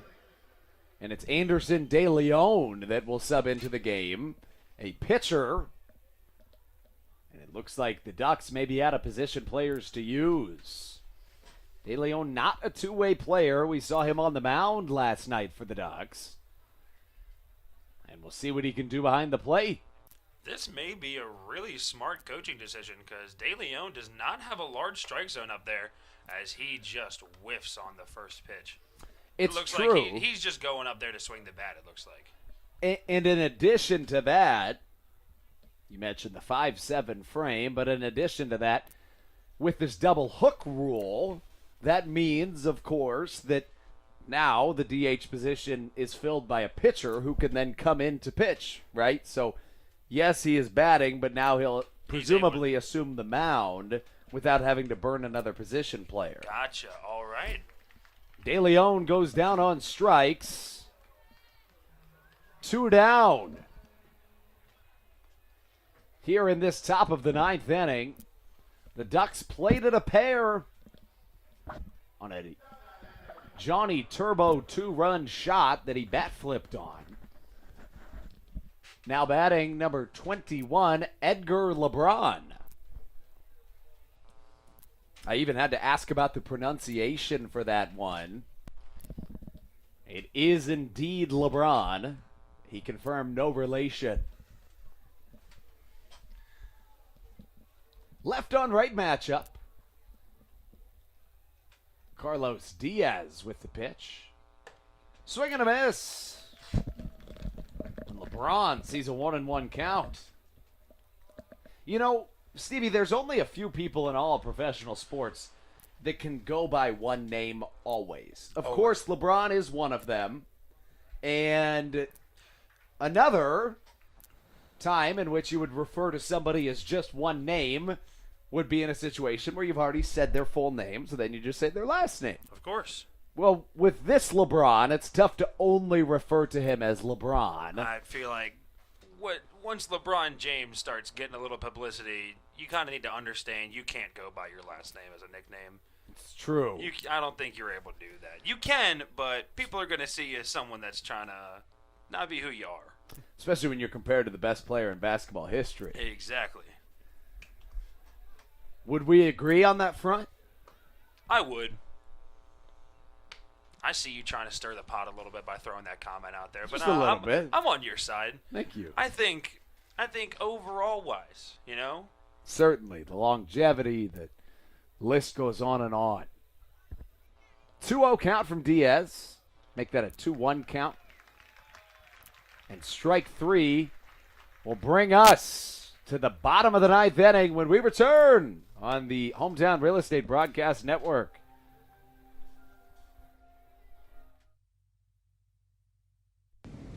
This is Jay Clucci, and you're listening to the Hometown Real Estate Broadcast Network. Dyson Building Center is one of the oldest family-owned and operated hardware, lumber, and building supply stores in Southern Maryland. They are located in St. Mary's County on Route 5 in Great Mills. Dyson's has an expansive and diverse inventory to help you with all of your home improvement and project needs. Whether you're new to the world of DIY, a tried and true DIY professional, or somewhere in between, the friendly and experienced staff at Dyson Building Center is ready and willing to help you today. In February of 2020, Regency Furniture Stadium and the Southern Maryland Blue Crabs were given what we view as an honor, being named the 4th mass vaccination site in the state of Maryland. Here's a message from Regency Furniture about the honor that it has been and still is to be one of Maryland's mass vaccination sites, getting our community back to safety.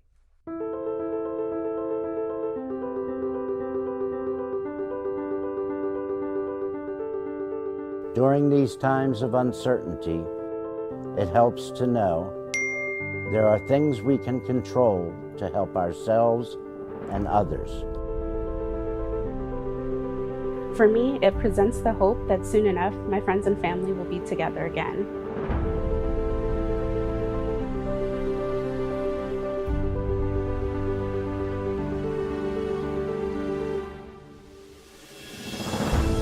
I just want to take this moment to thank the Maryland National Guard for their support in helping to facilitate and manage the vaccinations here at the Regency Furniture Stadium. We just think it's so important for everyone to do their part, and we're just grateful for their support. Thank you. Jake Marshall, and you're listening to the Hometown Real Estate Broadcast Network. Welcome back inside the Hometown Real Estate Broadcast Network. The Ducks bring on a 5-year MLB veteran onto the mound in a 19-3 lead. Michael Tonkin assumes the mound. In Tonkin's first year in the MLB, in 9 games he held a .79 ERA. Ended up pitching in nearly 150 innings of MLB action as Michael Baca comes up. Tonkin originally drafted by the Minnesota Twins in the 30th round of the 2008 MLB draft from Palmdale High School in Palmdale, California. made his MLB debut at the ripe age of 23 years old. Currently, just 31. Mind you, this is an individual that threw 5 years in the MLB. And still, 31 is not that old for an Right. MLB player. He's got some time to make his way back up if he really wants to. It's true. Tonkin stands at 6'7". Most recently in affiliated ball in AAA back in 2019. Additionally, played in Japan professionally for Nippon Ham. Played for the Ducks in 2019 as well. Line shot to the left side. A quick one for Jesse Berardi, but a reflex. Pulls it up, and now we come up with a very interesting situation. What do we got going on, Stevie? We're holding our breath here because in this 19-3 ball game, we got something good going for us. As Zach Collier is just a base hit away from hitting for the cycle in this game.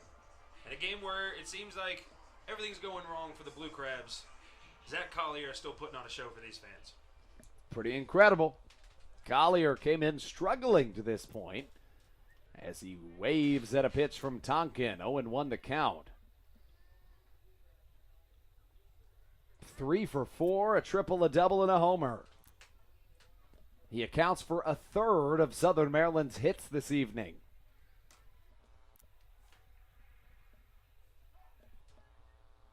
Time called from the Chino Hills, California native, Zach Collier. On the verge of potential history. Curveball misses in the dirt.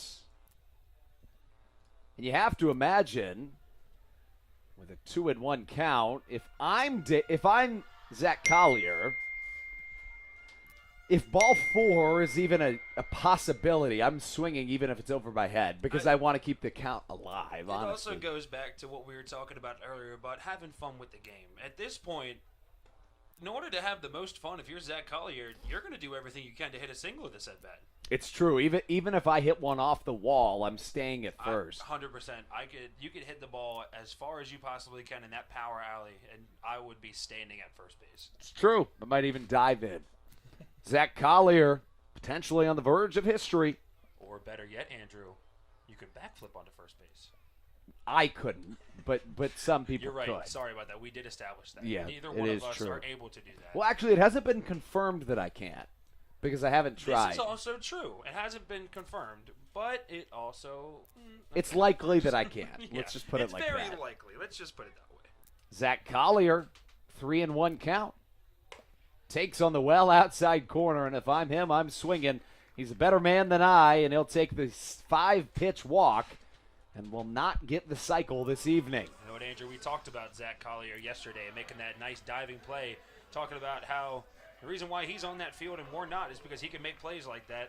The reason why he's down there taking that walk and we're not is because he knows to take a walk in that situation. Kent Blackstone steps up to this point in the contest. Blackstone 1 for 4. Earlier in the evening, we spoke just a little bit about the double hook rule, a new MLB Partner League rule change that means that when a pitcher's pulled, his replacement takes the DH spot, meaning that there's going to be a lot of substitutions in that spot. Zach Crosby started this game, went 2 for 2 as the designated hitter. Dalton Geeky replaced him. He was replaced by Jake Marshall, who was replaced by Blake Bivens, Grafer Aregua, Andres Brasano, Jordan Scott, and Carlos Diaz. That's a total of 8 people that have played in the 7 spot for the Blue Crabs this evening.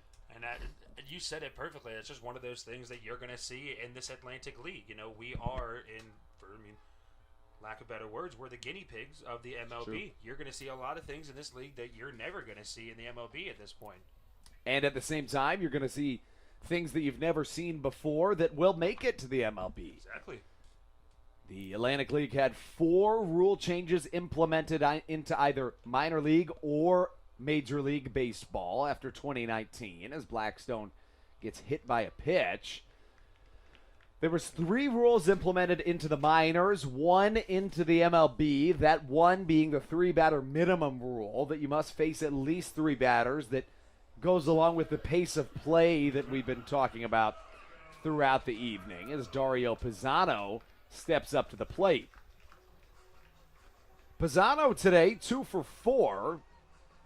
The top of the Blue Crabs order has been exceptional this evening, combining to go 6 for 12. The rest of the lineup, however, combines for 3 hits, headlined by the aforementioned Alex Crosby, who's no longer in the game due to that double hook rule. 1 down, a 1-0 count, 2 runners on for the Blue Crabs. Zach Collier at second, Kent Blackstone at first. The Boston native, Dario Pisano, mans the left-handed batter's box with Josh McAdams waiting on deck. Fastball misses, and Michael Tonkin finds himself in a little bit of hot water. 2-0 the count. Tonkin appeared in just 1 game so far this year. An inning of work, 1 hit allowed, and also struck a batter out. For Tonkin, this is his 535th professional outing. Pisano takes inside. Out of those 535 outings, he has started in just 25 games. But here's the kicker. In those 535 outings, he has finished a game 235 times. So he's been the last pitcher to play in the game for his team 235 times. Now the bases are loaded here in this bottom of the 9th inning. Sal Giardina will have a word with his MLB veteran pitcher, Michael Tonkin, and that gives way to Josh McAdams.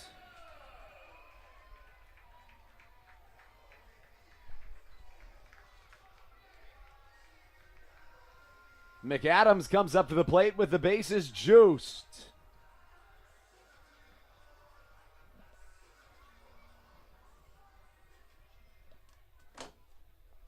Number 7, Josh McAdams, to this point in the contest, 0 for 4, does have an RBI to his name as he takes a fastball that misses high, ball number 1. First pitch of this game, 6:42. We're nearing the 3.5-hour mark. And if the Blue Crabs have anything to say about it, we will exceed that mark. A little bit of late inning magic. McAdams slaps it back into the screen, evening the count at a ball and a strike. That ball came straight back, which means McAdams was not off from making good contact on that ball as he just missed it.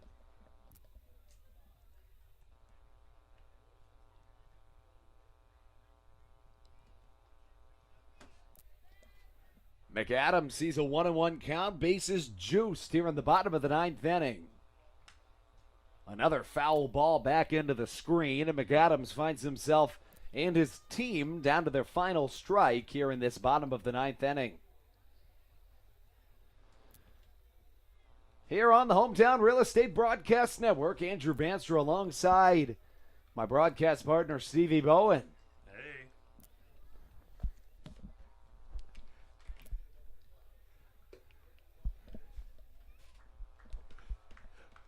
A sliding curveball misses the zone. And the count evens at 2 balls and 2 strikes. 19-3 the score here in this bottom of the 9th inning.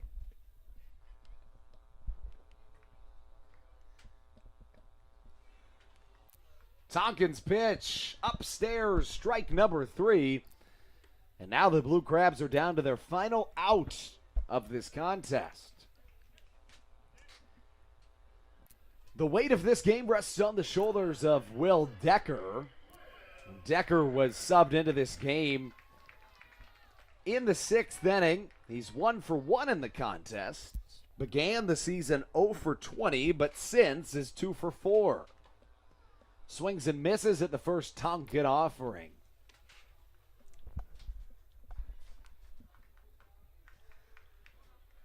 No balls and a strike the count.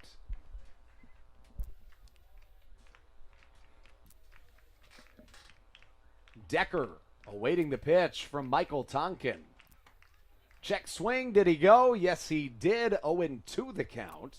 Plate umpire needed no help there. Decker wanted to stay back on it, but his hands came too far around in front of the plate. Speaking of, that was another MLB rule change in 2019 that was incorporated in the Atlantic League.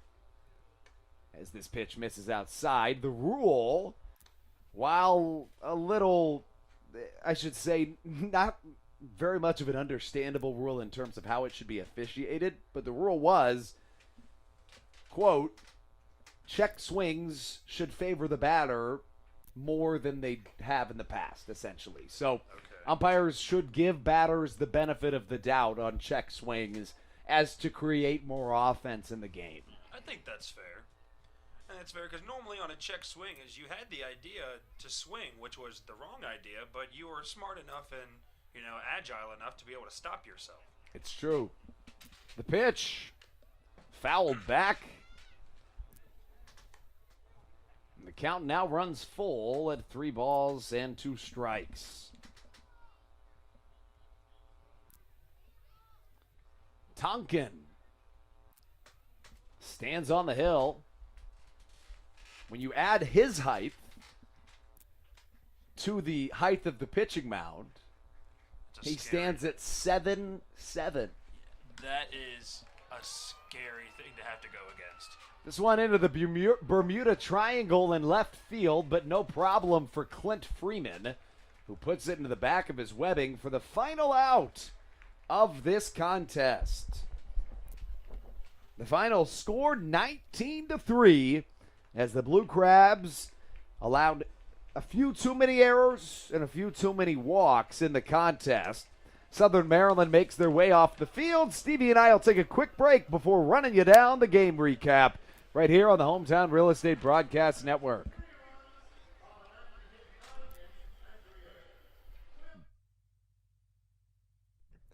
In February of 2020, Regency Furniture Stadium and the Southern Maryland Blue Crabs were given what we view as an honor, being named the 4th mass vaccination site in the state of Maryland. Here's a message from Regency Furniture about the honor that it has been and still is to be one of Maryland's mass vaccination sites, getting our community back to safety.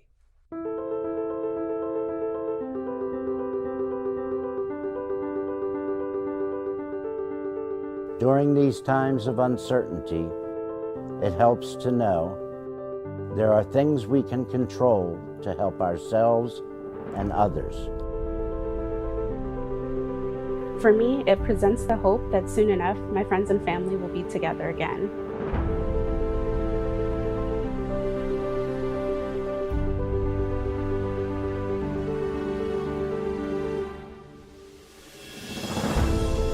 I want to take this moment to thank the Maryland National Guard for their support in helping to facilitate and manage the vaccinations here at the Regency Furniture Stadium. We just think it's so important for everyone to do their part, and we're just grateful for their support. Thank you for your support, and we're just honored to be a part of the vaccination effort out here and to serve the community.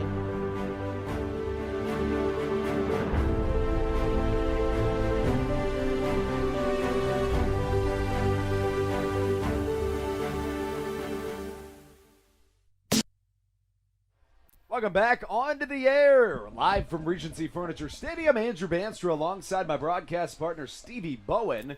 We have to cut the game recap a little short. We're going to go for about 5 more minutes because there's fireworks popping off here in a minute. Stevie, let's talk about the scoring plays in tonight's contest. Well, Josh McAdams started it off in the bottom of the first inning, reached on a fielder's choice, fielded by the second baseman Steve Lombardozzi. Zach Collier scored on the play. In the top of the second inning, Clint Freeman scored on a line drive to center field. Ryan Jackson scored, and Sal Gardino went to second base.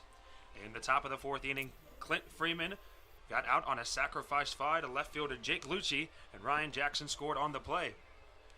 Johnny Turbo also scored in the top of the fourth inning on a Steve Lombardozzi double on a line drive to center field. Sal Gardino scored, Joe Bernardi scored along with Johnny Turbo. Now in the bottom of the 5th inning, Zach Collier puts more on the board for the Blue Crabs with the solo home run to right field. And then the top of the 6th inning, Brock Stassi singled on a ground ball to second baseman Kent Blackstone, which scored Lombardozzi and moved Hector Sanchez to second base. Ryan Jackson doubled on a line drive to the left fielder Jake Lucci, scoring Hector Sanchez and Brock Stassi to third base. Johnny Turbo singled on a line drive to the left fielder. Sal Gardenia scores, Clint Freeman to third, Jesse Bernardi to second base, which kept the bases loaded. Steve Lombardozzi walked, Clint Freeman scored on the walk, and then Hector Sanchez walked right after him to bring in Jesse Berardi.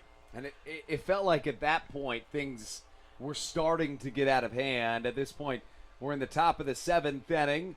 The Ducks led 9-2, and the bases were loaded. Hector Sanchez walks, Blake Bivens comes out, Grafer Aregua comes in, and Brock Stassi found himself with a double. And just to add insult to injury, that double ended up scoring a couple runs for them, and following another double by Sal Giardina. And Clint Freeman scored another one that inning, ended up scoring another run for the Ducks.